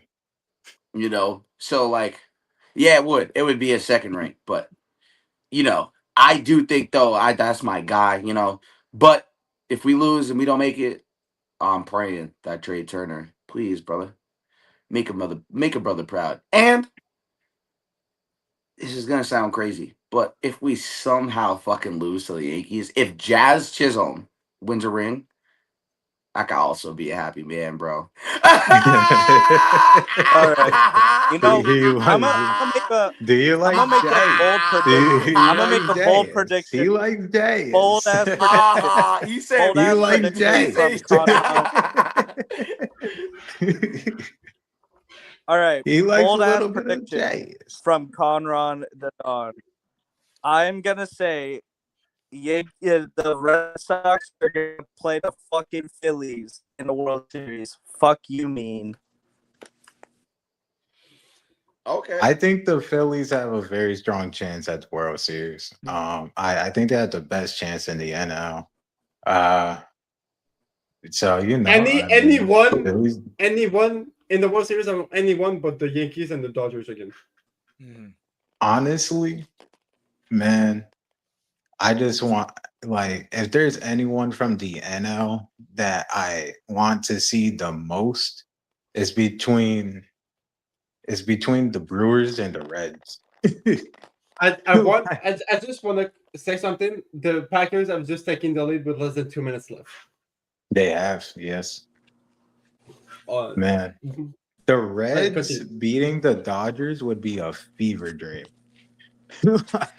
Yeah, that would. Like, that would be one of the funniest things, one of the most spectacular things. Like, if the Cincinnati Reds can beat the LA Dodgers in the wild card and go to the NLDS, oh my Lord.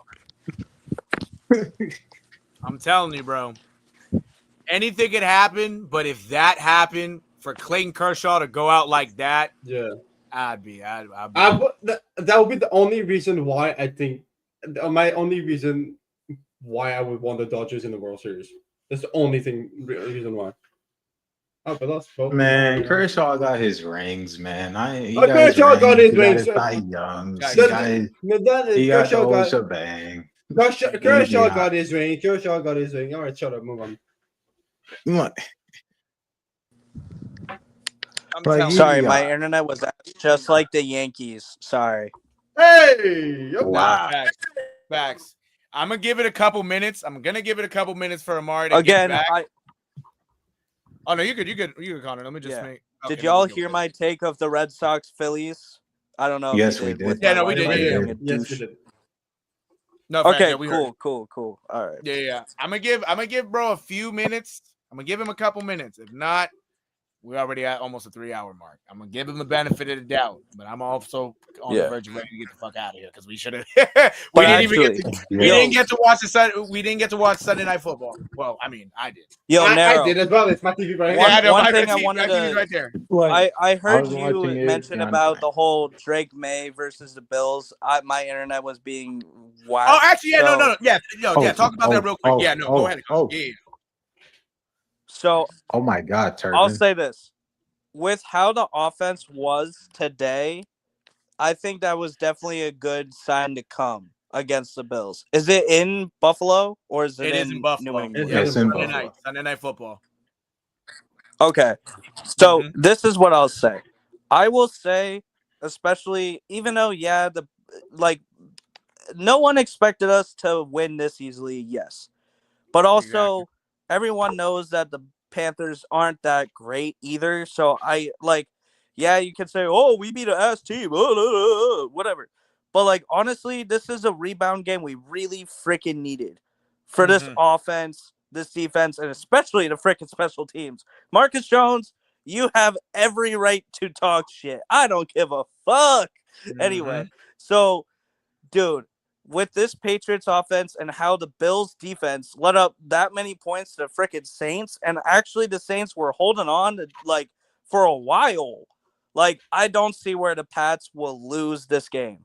I think I predicted us winning this game previously on our table or whatever, and No, having facts. us I did maybe too. lose to the Bills towards the end of the Yeah. year.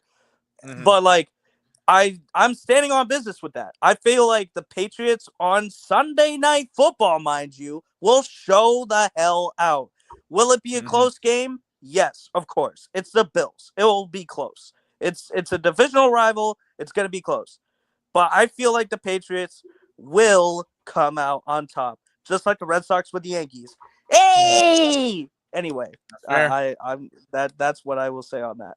But the one thing I will say, the Patriots, we could have won against the Steelers if our freaking fumbling Rooskies over there that week if we shot ourselves in the foot. We let those opportunities into Aaron Rodgers, old ass lap. So pause. But yeah, it's just dude, I don't think the Jesus, I'm going back to the Red Sox. My God, the Patriots. I feel like the Patriots will definitely show that they're gonna be a playoff team by beating the Bills this upcoming week. That's my take. Absolutely. No, I agree. I agree, Connor, because I said the same thing. I said the same thing when we both did it together. We both said the same thing even back then. If the Patriots end up winning this week, or this upcoming week, I should say. Yeah. That right there is the Patriots' true coming out party. That's the Mike Vrabel coming out. That's Drake May. That's the coming out party. If they were to upset the Bills on national TV when everybody's watching, at this point, and the Bills are 4-0 now, a 4-0 team against a young Patriots team with a young quarterback, man, that's cinema right there. Yes, sir. And this is a team that's capable of doing it. If they don't shoot themselves in the foot, they got a shot. They got a shot. And how Ant's reacting right now, yeah. He's looking like a Van Gogh picture right now. He was like, George Pickens get a go-ahead touchdown. Yeah, Dallas Cowboys go-ahead touchdown, indeed. And do the play-by-play. What happened on that last play? Who scored it? Yes, sir. Oh my God, I wasn't Prescott fucking to George looking. Pickens. Dak Prescott to George Pickens on a 40-yard play, a 40-something yard play. I just I was looking down, paying attention to Connor, and then I look up and I see George Pickens run into the end zone. I'm like, oh my God. And there's 43 seconds left in the game.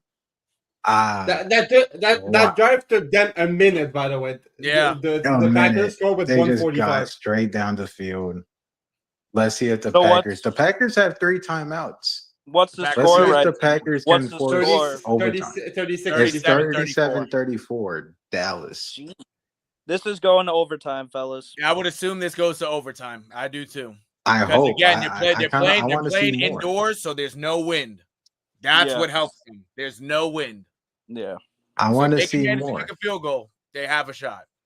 And and the Packers got Brandon McManus, a former Broncos kicker who used to kick in some, Colorado conditions. Exactly. So, yeah. That dude was kicking in a and now he's kicking in Green Bay. So now he's kicking in Green Bay conditions. So another whirlwind pool.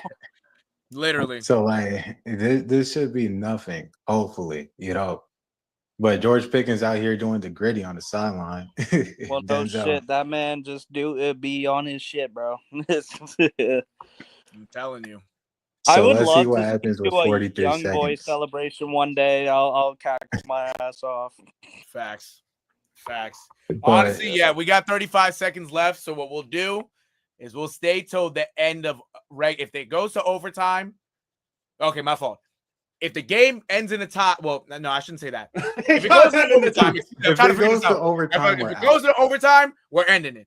Because I'm not doing more than it. But if it were to end right now, we'll celebrate and talk our shit and just say something real quick and get the fuck up out of here. Because we're already 3 hours in. I'm ready for bed. No bullshit. But this is fair exciting. enough. Yeah, This is exciting. No cap.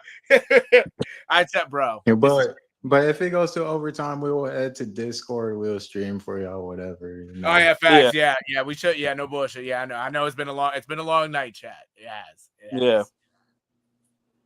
But some other exciting series that we didn't mention besides like Reds Dodgers and obviously Red Sox Yankees. Yeah. Guardians Tigers is going to be interesting. Schoolboy is confirmed to start game 1.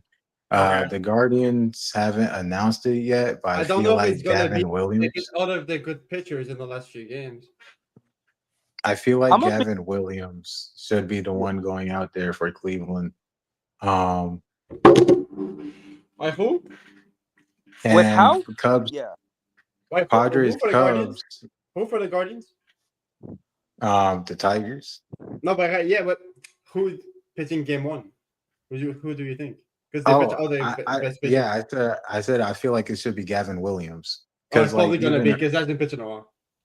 Because like even earlier, the Guardians commentators were like, "Yeah, Gavin Williams." Like, So like, honestly, with the Guardians and how their offense has been, I can low key see them upsetting the Tigers at this point. I mean, it wouldn't even be an upset anymore because they're the division winners, and the game's going to be in Cleveland. So really? Oh, well, I did not know that, but honestly, okay, yeah, all right, I'll still stand on business, but okay, good to know. And for Padres Cubs, the Cubs have not announced their. For Padres is Pivetta. Yeah, the Padres announced it's going to be Pivetta. The Cubs do not know. The Cubs have not announced it yet. But I feel like if they had to go with someone, maybe Imanaga, maybe Matthew Boyd, hell, maybe even Cade Horton. Although I'll be one, probably Horton, because I think Horton's the one who pitched. Horton is on the IL, by the way. Oh, right. I did not know that. So sorry again. I got somehow kicked out. I apologize, y'all. I don't know why that. You're good. I know, you're straight, StreamYard fucking me up today. I'm gonna figure that out this week. But yeah, so basically we're just watching the end of this Packers Cowboys game, and then we're probably gonna. You're gonna get off, just in case if you didn't come back. Yeah, that's all. Yeah, because this game's getting crazy. You guys want to stay on live? No. I mean, if it goes to overtime, no. Yeah, no fact, because I was like, if it goes to overtime, we're going to Discord. Oh bullshit! Oh no, yeah. Okay, chat. Everybody who's watching, whatever the case may be, we gonna watch with y'all. I want to talk my shit, but yeah, hey, I guess since we're talking about football, and change the banner real quick. I gotta pose a question, y'all, real quick. I was listening to Chiefs group chat, and do y'all remember what I was saying about this Chiefs group chat and these shitty ass niggas before? Yeah. Hey, these niggas came back to me and said, "Oh, you said we were gonna get our ass whooped." I never denied I was wrong because we won today. So I never denied I was wrong. I had the Chiefs winning today. If niggas watch the podcast instead of being feminist hoe-ass niggas and acting like a bunch of groupie-ass bitches on a fucking group chat on Instagram, you could talk to me about football. But you wanted to be a groupie-ass bitch at Chiefs Capital. You wanted to be a groupie-ass bitch and add me back to for 1 week. No, I don't play because I take this football. I do this shit seriously. We do this shit seriously. So I don't play. Yep. You're gonna sit here and call me, yo, this, that, and so forth. You were wrong. So when I was right about every other week, where were y'all? Oh shit. Yeah. Whoa. When I was right about everything that's happened so far, where were y'all? Now because you got 1 week, y'all want to be feminist ass bitches, bro. Get the fucking beads out your asshole. For real. Wow. Take that dildo out your pussy. Yeah, I'm sorry. Cause bro, what? We're not gonna act like Patriots fans. We're not gonna do that. We're not gonna do that. We're not gonna do that. We're not gonna dick ride the 20 years that are gone. We're not gonna do that. It's not gonna happen. I'm not finna sit here and be fucking delusional and act like we didn't have fucking 14 one-score games last year. I'm not gonna do that. It bothers me. I have to sit here as a Chiefs fan and tell my people they're delusional and they need help. That's sad. And I'm watching this Packers and Cowboys game, really realizing there's people that really believe that we're contenders. It's a sad thing that my fan base and my people really believe that this team, in the standard that we've upheld since the last time we won a Super Bowl, is okay. This is wrong. It's wrong. Yeah. I feel it. It's unhealthy. Yeah. It's disgusting. It's gross. I don't want to be a part of it. I want to run away. I want to grab my fucking stick from the woods and tie a bandana full of fucking shit and walk like Charlie Brown out of here. I don't know how easy it is for other Chiefs fans, but it's not easy for me to be a Chiefs fan right now. Right. It's tough because I have to sit in reality. I have to sit here and get added to group chats and do X, Y, and Z. And why? For what? Over 1 week? Hey, yes, let's fucking victory lap beating the fucking Ravens team who was injured. There we go. I know I was trolling and talking shit. The only reason why I was trolling and talking shit is because it was me. It was Ben Academy versus Amari Academy. Y'all got that today. That's okay. But I'm still a realist. Even though the Ravens have problems, that don't mean we don't have problems. Mm-hmm. It don't mean we don't have problems because the Ravens have problems. The Ravens are frauds. That's been established. It was established before this season that the Ravens have been frauds. This has been a thing. They tied the game? And now, 37-37 going into OT. 54 yards field goal. Is this where it's the end of the road for us when we're going back to Discord? I think so. Are you sure? I don't know. I would love to live react to OT if you guys want to live react to OT. But I wouldn't mind. But you know, it's up to y'all. We're clocking in on almost 3.5 hours again. It's up to y'all. No bullshit. I mean, hey, I don't care. It's up to y'all. I don't care. I'm thinking because we can the game could end quick. No bullshit. it could. That's what I'm like. It could end quick. All right, fuck it. Yeah. That's just good. All right, fine. Right, once it actually ends, once the game is over, we're done. No bullshit. Yeah. That's fair. Okay. All right. Yeah. All right, we'll rock with it. We might as well get the live react. We'll rock with it. We'll get the live cut the live as soon as the game's over. Exactly. All right, y'all. That's how it's about to be. Do you think it let you stream the TV app on live? No, we're getting flagged. We're getting flagged. We'll get flagged. We'll get flagged. Yeah, okay. Yeah. We'll get flagged. We will get flagged. Okay. So the NFL is gonna be like, get this podcast off the air, right? Exactly. Right. Exactly. The elites will start to look at us. They'll start to be like, hey, whoa. You can't be having that on there. Get off our lawn. Yep. You get us off the air faster than Streamies. Exactly. Right, so who's getting the ball? Who's getting the ball?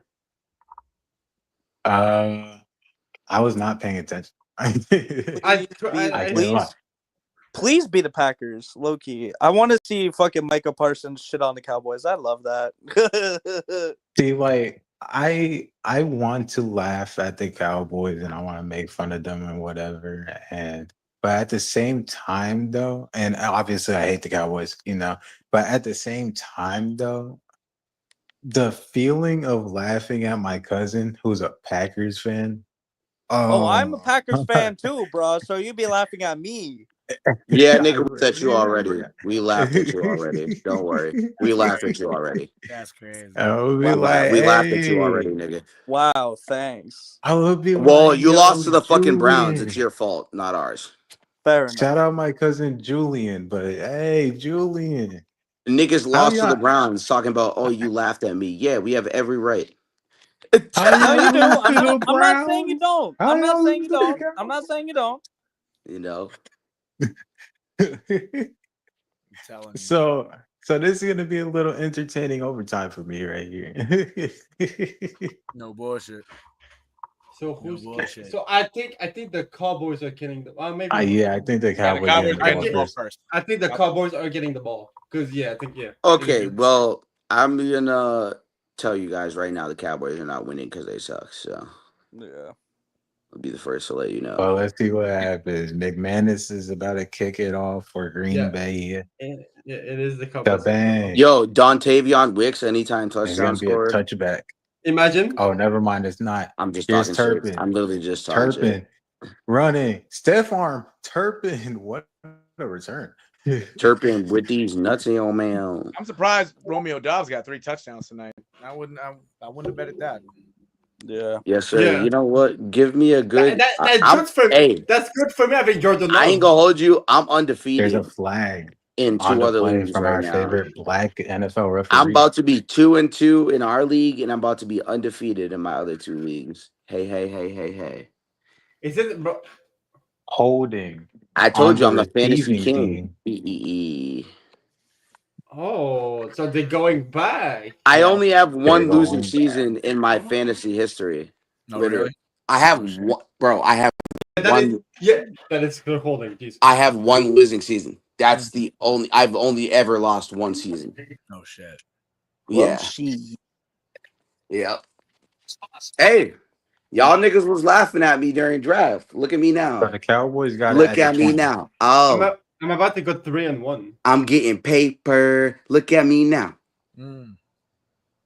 Oh, Yo, Nero, run Devontae that Madden, Williams. nigga. 2-1. 3-1. I ain't getting on Madden tonight.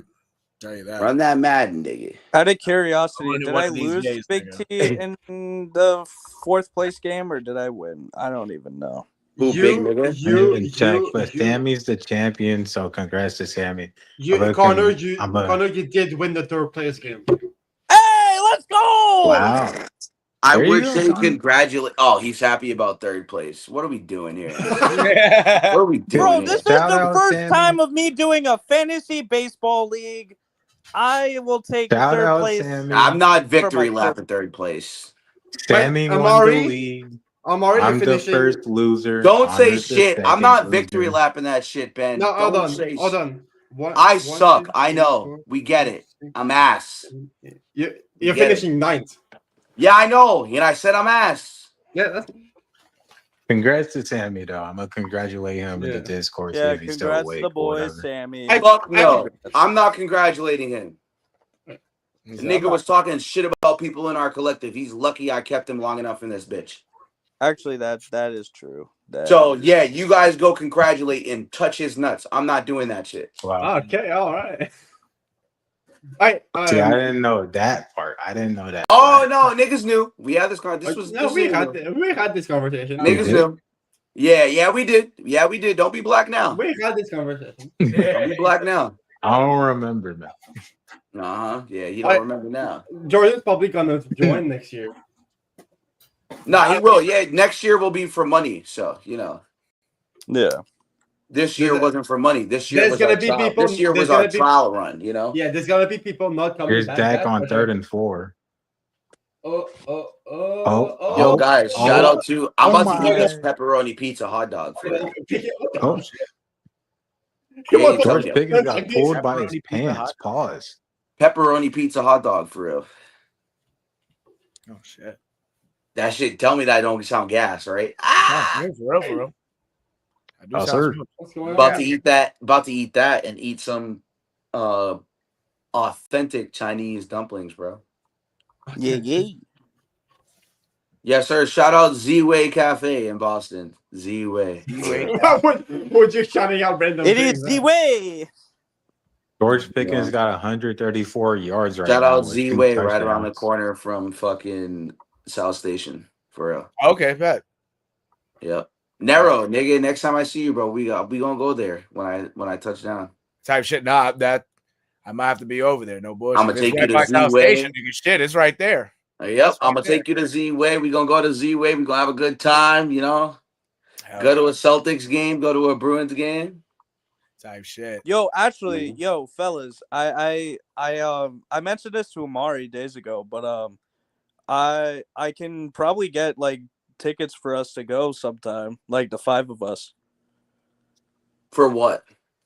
For the Celtics, Celtics. right? Because I No, have you a talk to me, season yeah. ticket plug, so yeah. Yeah. Oh my god. Oh wow. There was like someone there? No. Yeah, Wow. no, just saw that, right? Yeah.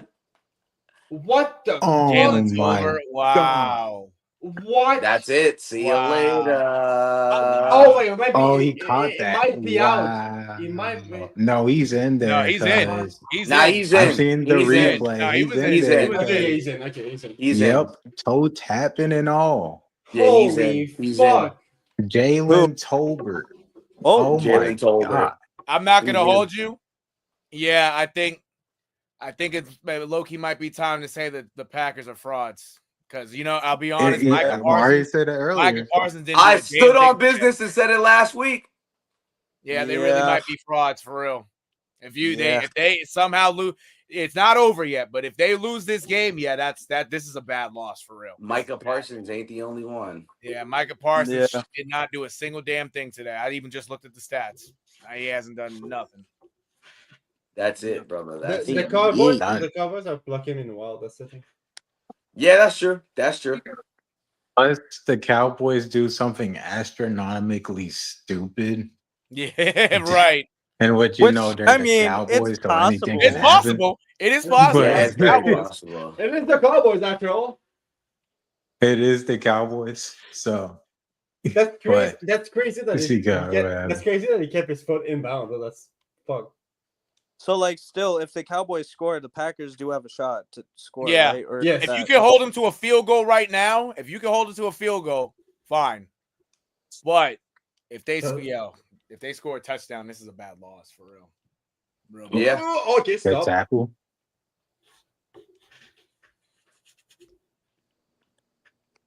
So if Dallas gets a touchdown, that's game over. Or the Yeah. Packers- It's game. If it was the playoffs, they play on for the other team. Oh, to try to score. okay. All right. Yeah. Okay. Yep. Wait, so if Dallas gets a touchdown, it's over. But they get only a field goal. Oh, Micah Parsons actually got a sack just now. Wow. Yeah, Hey, okay, hey! that's just part of it. Man. Oh, wait, I might be. Oh, a you little haven't seen it. My behind fault. My there. team. Shout out for the spoil. Shout out for the spoil. You love to see it. Oh, yeah, you got it. Nice. Yeah, keep going. Decent chase down by Micah Parsons. Yeah, that was a good chase. I'm a tiny bit behind over here. So if I'm Oh, you are? understand- Okay, never mind them. if I'm understanding Shut this up. correctly, if the Cowboys get a touchdown, it's over. But if they get only a field goal, the Packers have a shot. Yo, if I remember Yes, this the Packers correctly, have a we shot. whooped your ass today. And if the Packers get a field goal, then the Cowboys will get another shot. And If they And get, If I and remember then this if the correctly, Cowboys then score we whooped your at fucking all ass after today. that, then it's over. I'm not even watching the game. I'm listening to y'all, bro. No bull. Here's Dak. Here's Dak. that's too high. Wow. This He threw it nigga away. Dak, I know. Wow, It's fourth and goal. like a 14 goal. At what yard line, Oh. though? All right. They're going for a At field the goal. 3, but they're going to kick it. They're going for a field goal. They're going for the guaranteed points. They're going to kick it. Imagine they end in a tie. Imagine they end in a tie. They took half the clock. Wait, for what this. yard line are they at?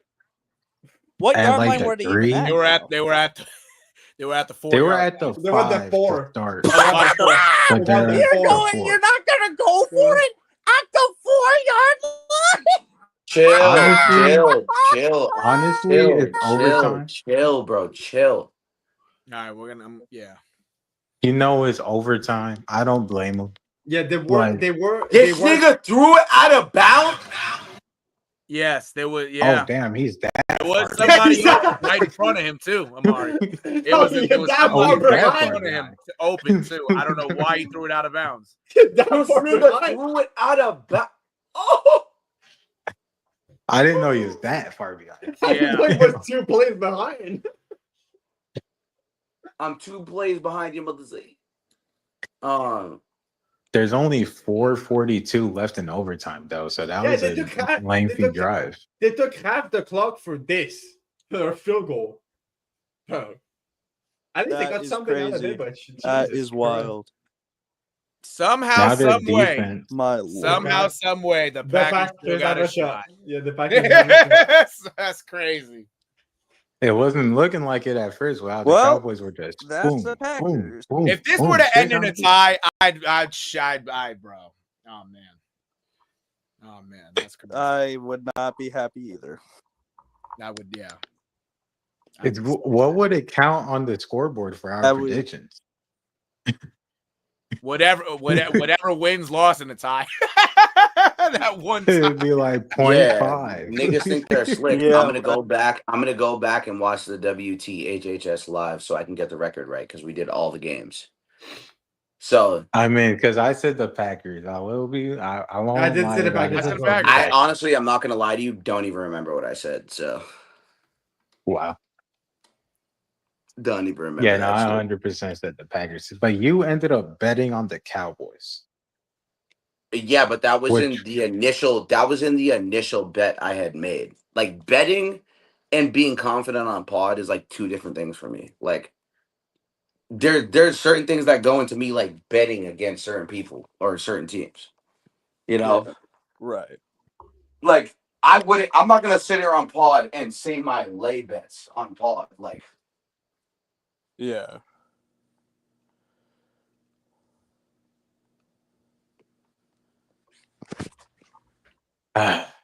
First and 10 for Green Bay. Georgia Piggy's out here drinking that Gatorade. Right. He said, out here drinking the Trusting this defense to fucking get a stop is nuts. It's a crime. Cowboys Packers live react. I'm about to post that right now. I mean, we'll be here for like 10 minutes max. No, you don't know that. You don't know that. Yeah, you don't know that, Ben. You really don't. Anything Football is not could like happen. that. It's not like baseball. It's different. Yeah. Yeah. Like college football, I'll tell you one thing, Ben. Do you know the college football overtime rules, brother? You tell me. Okay, so Basically? you know how Yes. baseball puts a runner on second. Yes. Pretty much, college football, you get to be in the red zone. Okay. So each time each team starts in overtime, they don't start with a kickoff. Each team starts in the It's red in the zone red zone? to score. Or not yes. in the red zone, but in the other teams. Yes, like, it is. Yes, it red is. zone. Literally the red zone. And yes, it is. I thought it was at like the 30-yard line or something. No, they get No, yes, it's at the that's 20, like I pretty think. much the red zone. Was Pretty that much. the 20? Okay, so yeah, the red Yeah, zone. okay, officially the red zone is the 20, but you're at the 30. Like at that point, dude. And Yeah. you get 4 downs. You're to score. basically right there. You're in the red zone. Yeah. Like Exactly. to me, I know that obviously by technicality, you are completely right, Ant. Chat. Ant is completely I right. just wanted By to say, 'cause I know technicality, Ben is like a technicality head. he You is. know? Exactly. So good job explaining to him the technicality. Absolutely. No, what is the technicality? The technicality is it's not exactly the red zone, but it's the 30-yard line on the opposing team's opposite side of the field. So like Okay. when you get the ball in overtime, there's no kickoff. It's literally you start at the 30-yard line. in Yeah, college football. yeah, because I know the games could last absolutely forever. Yup, and that's why we saw the Florida Mhm. State game go into double OT the other Yeah. day. Or like Yeah. that Texas A&M LSU legendary game. Yeah, or Some last years year, I remember there was a game last year. I think it was like Virginia Tech versus Virginia maybe, or another game where I can't remember, but it was one of those teams, and they had like a 6 overtime because they just kept scoring back You said- and forth. I think the Was it- NFL should adopt My memory. the NFL should adopt the red zone rule that college football has. They really should. Agreed. Dude, it's so Agreed. hard to score in the red Agreed. zone. Take it from a wide receiver who has played at all types of levels. Like, Okay, they start at the 25 to be exact. But yeah. okay, still not the red zone though. So you're still right. You know, But close enough though. But Mhm. basically right. Wow. pretty much. I think the NFL should adopt that rule. I think they Oh. should adopt They that rule for the definitely- regular Oh. season. Oh, Wait, oh. what? Oh, Chill. Wait, I'm No. far Yeah, behind. wait. I'm behind. That's What? why I ain't saying nothing. Just wait till you can see it. Wait till you can see it. I'm so far behind. I'm looking at Mike Tirico and fucking Chris Collinsworth's face right now. I don't want to see you two niggas. Get the fuck out of here. Like, you bald ass nigga and you balding ass nigga. Nigga need balls. oh man, that's terrible. The Balding brothers. Oh, that's real. terrible. Balding ass niggas. That's terrible. I'm not gonna lie, Ben. That's terrible. Can you imagine? NERO, that was terrible. I was fucking one leg away from winning $11,000 today. Jesus Christ. I could cry. Fair. I don't blame you. No flag? That's why. That's why I said terrible. No flag? That's why I It's said. terrible. What? A flag for No what? flag? No flag for what? Oh Missed my PI god, call. they're really not gonna throw a flag. Missed Holy defensive PI He got call. pushed down to the ground and they give no flag. Yo. It's Wow. terrible. Wow. Terrible. Oh, wait. He initiated contact. That's why they Yeah, don't throw a that's why, flag. yeah. He grabbed him first. That's Okay. why they're not throwing a Oh. flag. Alright. Never mind. He grabbed him first. I didn't He see should that have on the never put his replay. hands on him. If he didn't put his hands on him and if he played through the contact, yeah, but no, he put his hands on him first, bro. That's why they're Fourth not and calling it. 6.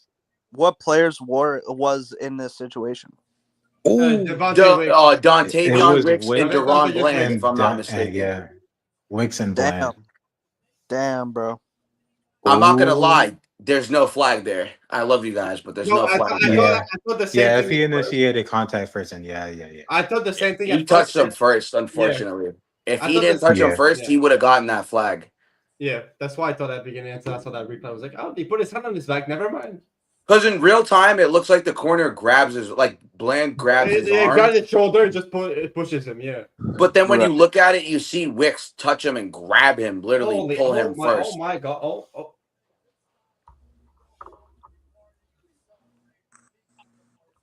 4th and Oh, 6. this is getting real interesting. Yeah. 4th and 6. What yard line? J Real Love. interesting. Oh, Mr. Matthew Golden. Thank you. Shout out. Yo, GG is Mr. RJ. If you're watching, GG's nigga. GG's nigga. Nah, because I got Matthew Golden. GG's nigga.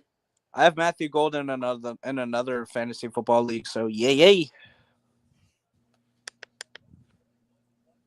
I honestly, I'm not gonna lie. I might have to get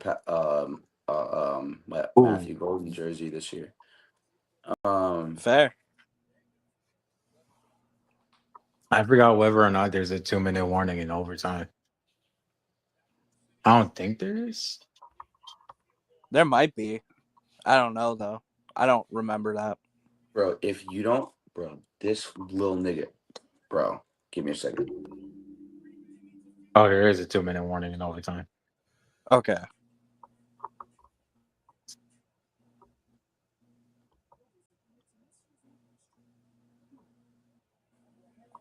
It's getting interesting.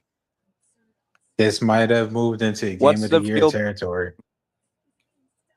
What's the field positioning? I They- forgot what yard line they're at, but the Packers are in Cowboys territory now. They are at the Okay. they are at the 40. I think. Wait, So they're Are at the they? Cowboys 40. I think so. Yeah. Oh. Ooh. Okay. Ooh. It's getting spicy. It's getting spicy. Sorry, the fucking. But that means if the Packers get a field goal and the Cowboys don't, that means Ben's a black fool. That's what that means. But you heard him, bruh. He's a black fool, a black fool. You heard him? He's not Italian, bro. He's Canadian. My bad. He's a black fool. He's not a fucking pasta merchant. Like you heard him? for some reason, StreamYard kicked me out. So okay. Because you're black. You're black. I mean, okay, yeah, all right. There's 2 person. Yeah, there you go. There's 2 Connors. I hope I kicked the right one out. Nigga. Did I kick the right one out? Yeah, you did.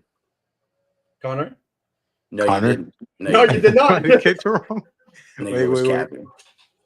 And nigga being me.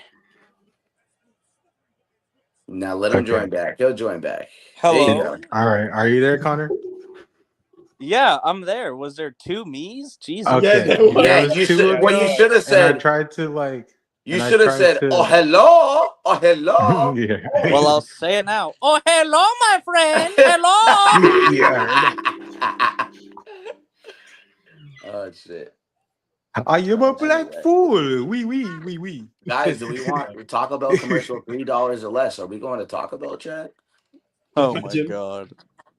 Are we going to shit bell? A toilet bell? Nah, I'm good. Oh yeah. By the way, by the Bojangles I work at, there was a McDonald's and a Taco Bell, and both the McDonald's already closed down, and the Taco Bell's about to close down. Bojangles about to be busy. No shit. Oh, you said this shit in Discord like a week ago. I literally told I told everyone, I was like, Ant is never gonna see me coming one day when I walk into his job. Right. He's never gonna see me coming. And the Ant I'm gonna just walk in one day. Are currently about to beat Duval's finest. So yes, sir. I'm not gonna lie. I probably been to the Bojangles near where Ant is at because I have family all over North Carolina. Right. And so I'm sure I've probably since been in that area. Ever since that Matthew Golden play, the Packers have been pushing down the field. Really? Mm-hmm. Hey man, Jay Love might be trying to show why he's that guy. Ooh. Oh, what a tackle! I hate you. Trayvon Diggs said, "I'm not that slow." Shut up, nigga. My bad. Bro. Christ. Bro. I'm like fucking 3 plays behind. There's nothing I could do. Damn. I know I'm a nigga, bro. My fault, Nero. I'm a nigga, bro. So I have to relax. Tommy, you're a figure fuck me. So I have to react and delay, bro. That's Yeah, indeed. I would say it, but yeah, Nero's ahead of all he of us. said I would. Oh, I'm just behind. I'm just behind. I'm over here swearing on your live, bro. I'm sorry. Oh, No, actually, we on the same line. Too. What? I swear, yeah, that was your live too. We all swore on this live, bro. Yeah, like I think I did. Come on. I mean, look, like we Trevon say the A Diggs word, all it means is a donkey. Like Trevon. Wow, you heard this, man. He really is said, calling him Dominic the donkey. Yeah. It's like Eeyore from Winnie the Pooh. Yeah, Matthew Golden. Why don't you don't shit on Winnie the Pooh. That's my childhood. The fuck. No, I'm talking about Eeyore. You know? Oh, okay. Never mind. Oh, nah. Eeyore is like goddamn definition of pin the tail on a nigga. Probably last play. Oh my god. Stop.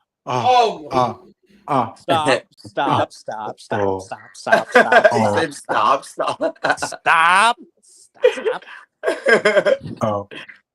Yo. Stop this foolishness. Yeah. Wait a minute. Stop this foolishness. Oh shit. That's a classic. Oh fuck. It's this part of the little do they know. Oh damn. All right, spoil it. Did Green Bay tie the fucking game? Did Green Bay tie the fucking game? Well, yeah, they did. They tied it. That's why They tied it. It's the You gotta first be game shitting me. to end in a tie since Eagles Bengals back in 2020. So the game is a tie, Yeah, the Yes, game is no. a tie.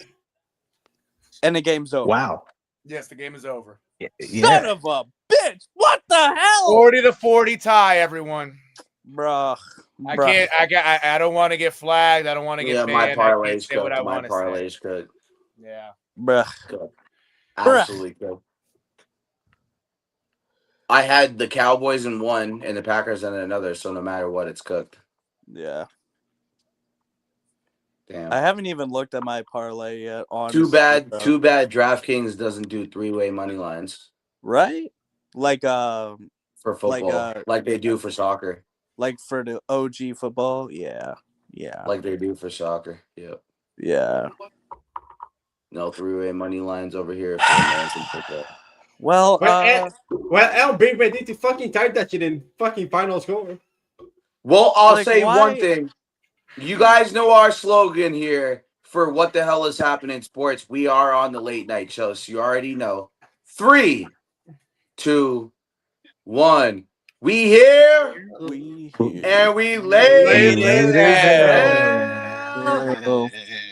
And you already know for the Bay State media, as you guys know, you already know the slogan. 3, 2, 1.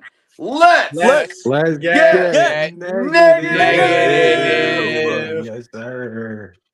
Shout out NERO for having us on. We appreciate you for sharing your yeah. hospitality with us, sir. Indeed, I appreciate y'all for being here with me. For real, for real. We love being here, you know, on WTHHS with you, man. We love it. Yeah. Yes, You sir. know? You already know. Yeah. Yes, sir. 40-40 tie, y'all, man. Crazy. So 40-40 tie, Cowboys, Packers. I will say one thing. We will be in Discord. Y'all want to come talk shit to us real quick? You can.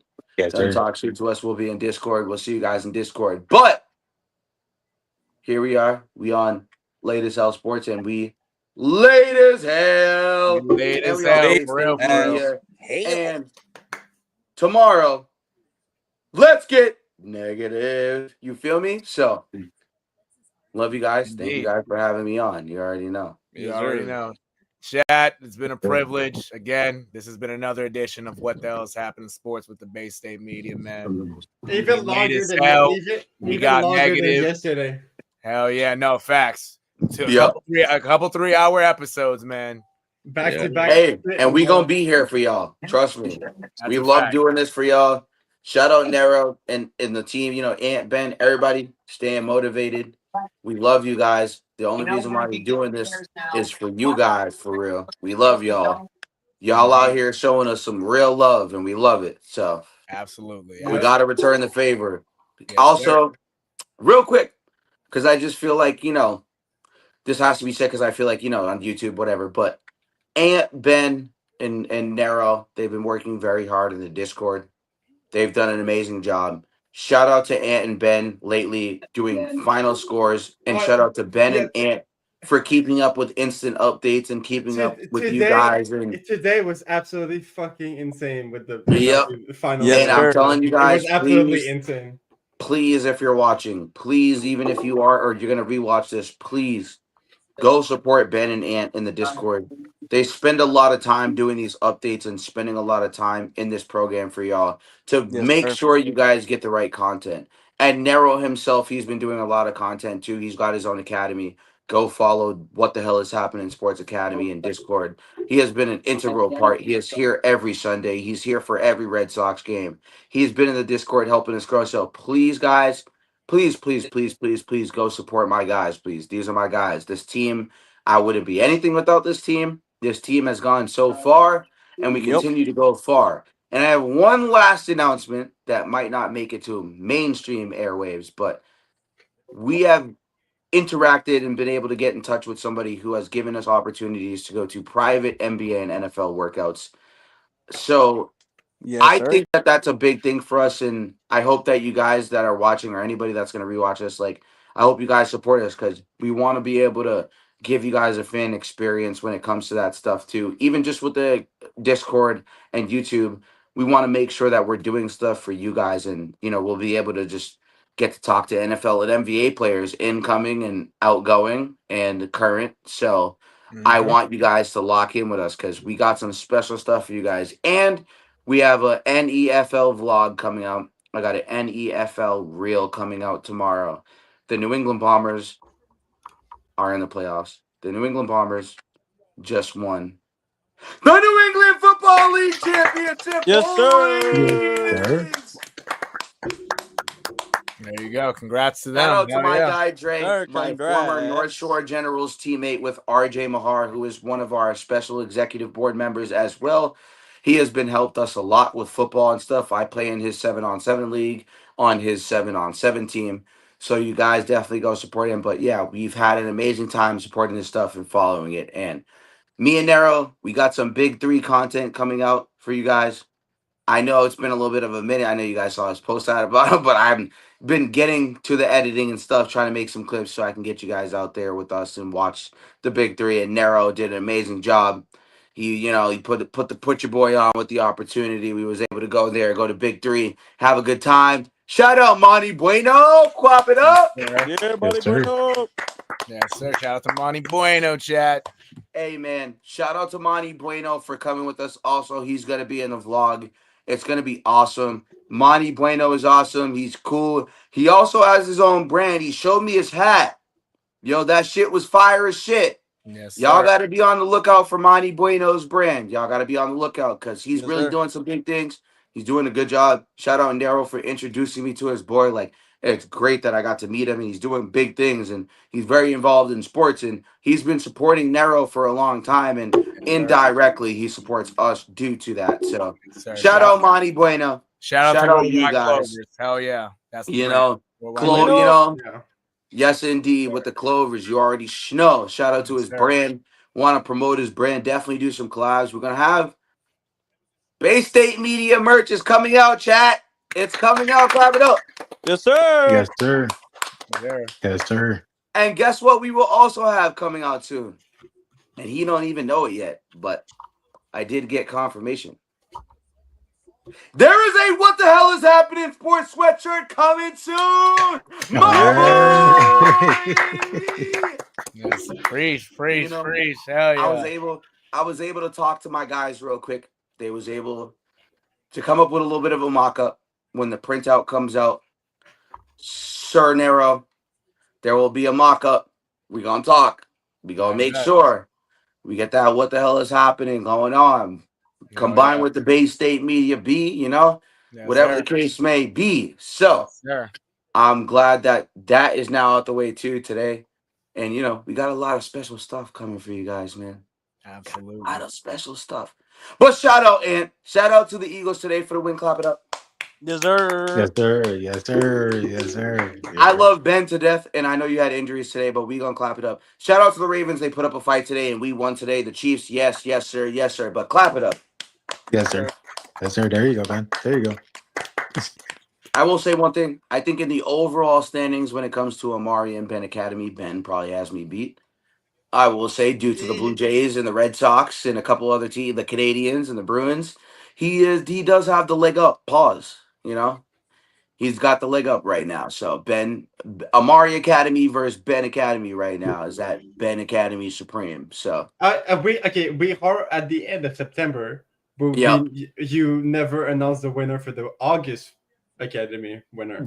it's so funny you just said that because literally today I looked at my notes and had everything typed out. I will announce it now. He's not here, but he's gonna see this probably, and he actually might not even see. I this, mean, what he'll you can know do- tomorrow in the group chat. But what you can do. shout out, Mister. What you can do is announce both August and September at the same time in like 3 days. No, it's too late now because I already Okay, said. fair enough. Shout out, Mister Angelo Karaminas.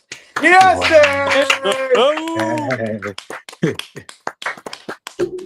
I chose Angelo because Angelo's been an integral part of the team. One of our founders, Mr. Hristo Terzakis, he was able to bring his cousin in here who has contributed. He's a Phillies fan. He's an Eagles fan. He is a Flyers fan. He gives us a different perspective. He's done an amazing job. Shout out to Angelo for being And a UFC fan. yes, Well, and yes. also With that being said, thank you. Shout out Ant for reminding us. And lacrosse. And Angelo, yes, he is also a lacrosse fan. Angelo will be doing the lacrosse show with me this upcoming season. And Angelo also will be part of the UFC and Combat Sport podcast with our good friend, Mr. Johanna. Clap it up. Yes, sir. Yes, sir. We got an exciting show for you guys to bring. Johanna and Angelo are going to bring an amazing combat sports show to you guys. So I know you guys are going to be on the lookout for that. I'm sure Mr. WTHHS is going to get involved in that too. You know, these are combat sports. It's pretty universal. It's pretty easy, you know. So with that being said, hey, in terms of Bay State Media, thank you for having us, brother. And You already Yes, know. sir. this has been an amazing weekend, bro. Sharing it with you Yeah. on here on these platforms, bro. Of course. And I'm happy to have y'all. Hell yeah. And I just want to make one more shout out. Shout out to Phoenix Mercury. They're going to the WNBA Finals. They are. And I will say one thing. Yes, sir. Yes, sir. Just do people do and does anybody remember what I said about the Minnesota Lynx? No. No, No, I don't. that the Rods. Ha ha ha ha ha. Oh, they made it. Ah, clap it up. He remembered. I had to stand on business, bro. Yeah, they are frauds, but what a fucking 4-hour live. Clap it up real quick. Yeah. Yes, sir. Hell yeah. I'll just say one thing. Yep. There's gonna be a lot of content coming for Bay State in the next few weeks. We have in mind of preparing graphics for breaking news, trade signings. This in the works. But it's gonna be there for the next few weeks. Yeah, Ben is gonna work hard for you guys. He's been awesome at designing other graphics. Please go follow him on Instagram at b.doxdy.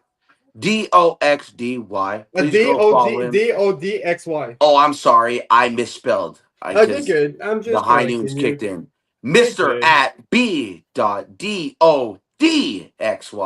Please go follow Ben. He does amazing graphics. He helped with our mock draft graphic on Twitter. Yo, that was amazing. He Four Nations graphics, hockey podcast.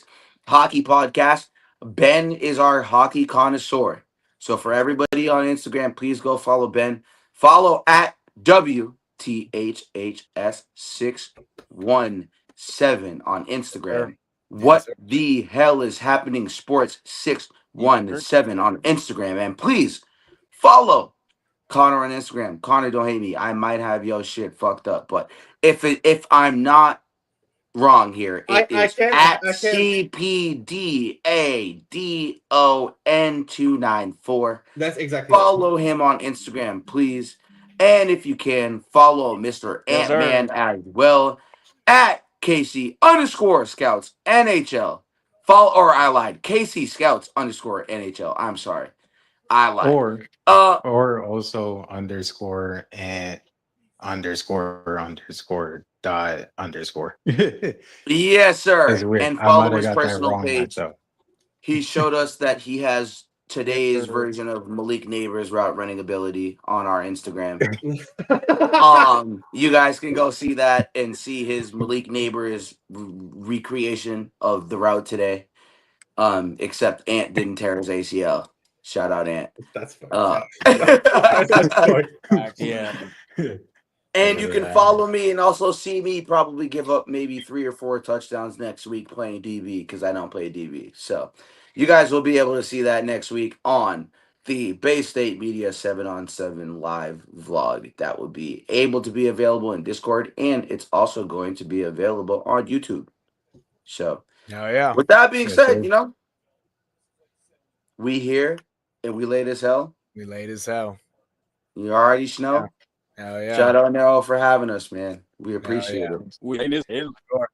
I appreciate y'all as always. If it ain't me by myself, it's the brothers, man. That's a fact. And remember, like a wise man, NERO once said on his most recent song, stay true. You feel me? True indeed. Stay true. Stay true, cuz. Get to it and stay true, cuz. You feel me? Hell yeah. Stay You true, already know cuz. the vibes, man. That's a fact. Yes, sir. Stay true. Type shit. But yeah, chat, it's about that time. A lot got done today. A lot more is gonna happen. Y'all heard them. Y'all heard Amar. Y'all heard the guys too. So just keep tuning in. But hey, Baseball postseason starting on Tuesday. that's a fact. That's a fact. But And I'm telling you, Nero's gonna be active. We're gonna be in here on WTHHS with him. The Jays, the Yankees, and the Red Sox. We have some interesting Bay State media rivalries coming up. mm-hmm. And Mr. CP to Don is gonna be there too. Yeah. As a Red Sox fan, he gonna be in here. He gonna be talking his shit too. Trust. He gonna be talking his shit too. Oh yeah. But follow us also on Instagram, like he said, at WTHHS617, at the Bay State Media. We like to play video games with y'all too. So join our Discord. Link is in the bio. We like to talk to y'all, talk shit, play video games. Madden 26, NBA 2K26, NHL 26 coming up right around the corner. You know, we here. We here. Me here for real. So That's a fact. Oh yeah. Hey man. We'll get back to it tomorrow. What the hell's happening in sports? We'll be live tomorrow. Focused on the the MLB playoffs, what we thinking and whatnot. More in depth on that. But Tuesday's gonna get real, chat. Tuesday's the start of it, really getting real. We're all gonna be this whole week is gonna be football and baseball. Telling you, chat. And we have hockey starting the next week after that. And hockey too. I'm not gonna lie. Actually, hockey's gonna start this week. So hockey. Oh, there you go. So it's gonna be a whole week full of sports. we slacked on you guys this past week, but that meaning myself. But this week we got you guys. Hockey is starting this upcoming week. Yep, we got some preseason stuff to talk about. Definitely with the Canadians and the Bruins. And with that being said, we got a lot of hockey stuff to get to, especially with the preseason going on. There's already been multiple days of preseason, so we got hockey coming for you guys this week. We got you. Type shit. Hell yeah. But I think that's it for us tonight, y'all. And it's gonna be absolutely. I think that is it. Yes. Well, take us to Discord. Shit, yeah. Love y'all, chat. Another edition of What the Hell is Happening in Sports. Another edition. Yes, of indeed. Bay State Media Collective. The NHL Red Zone, Week 4 post game, and other stuff. But you already know. If y'all tuned in, you knew what was up. If you didn't tune in, I can't even say what I was gonna say. I can't even put up what I was gonna put up. But you already know the vibes. I'm gonna catch y'all. I'm gonna catch everybody. I'll see y'all later today for another edition of What the Hell's Happening in Sports, y'all. Yes, indeed. Yes, sir. Peace. Good night, y'all. Good night. Yes, sir. Peace. Yes, indeed.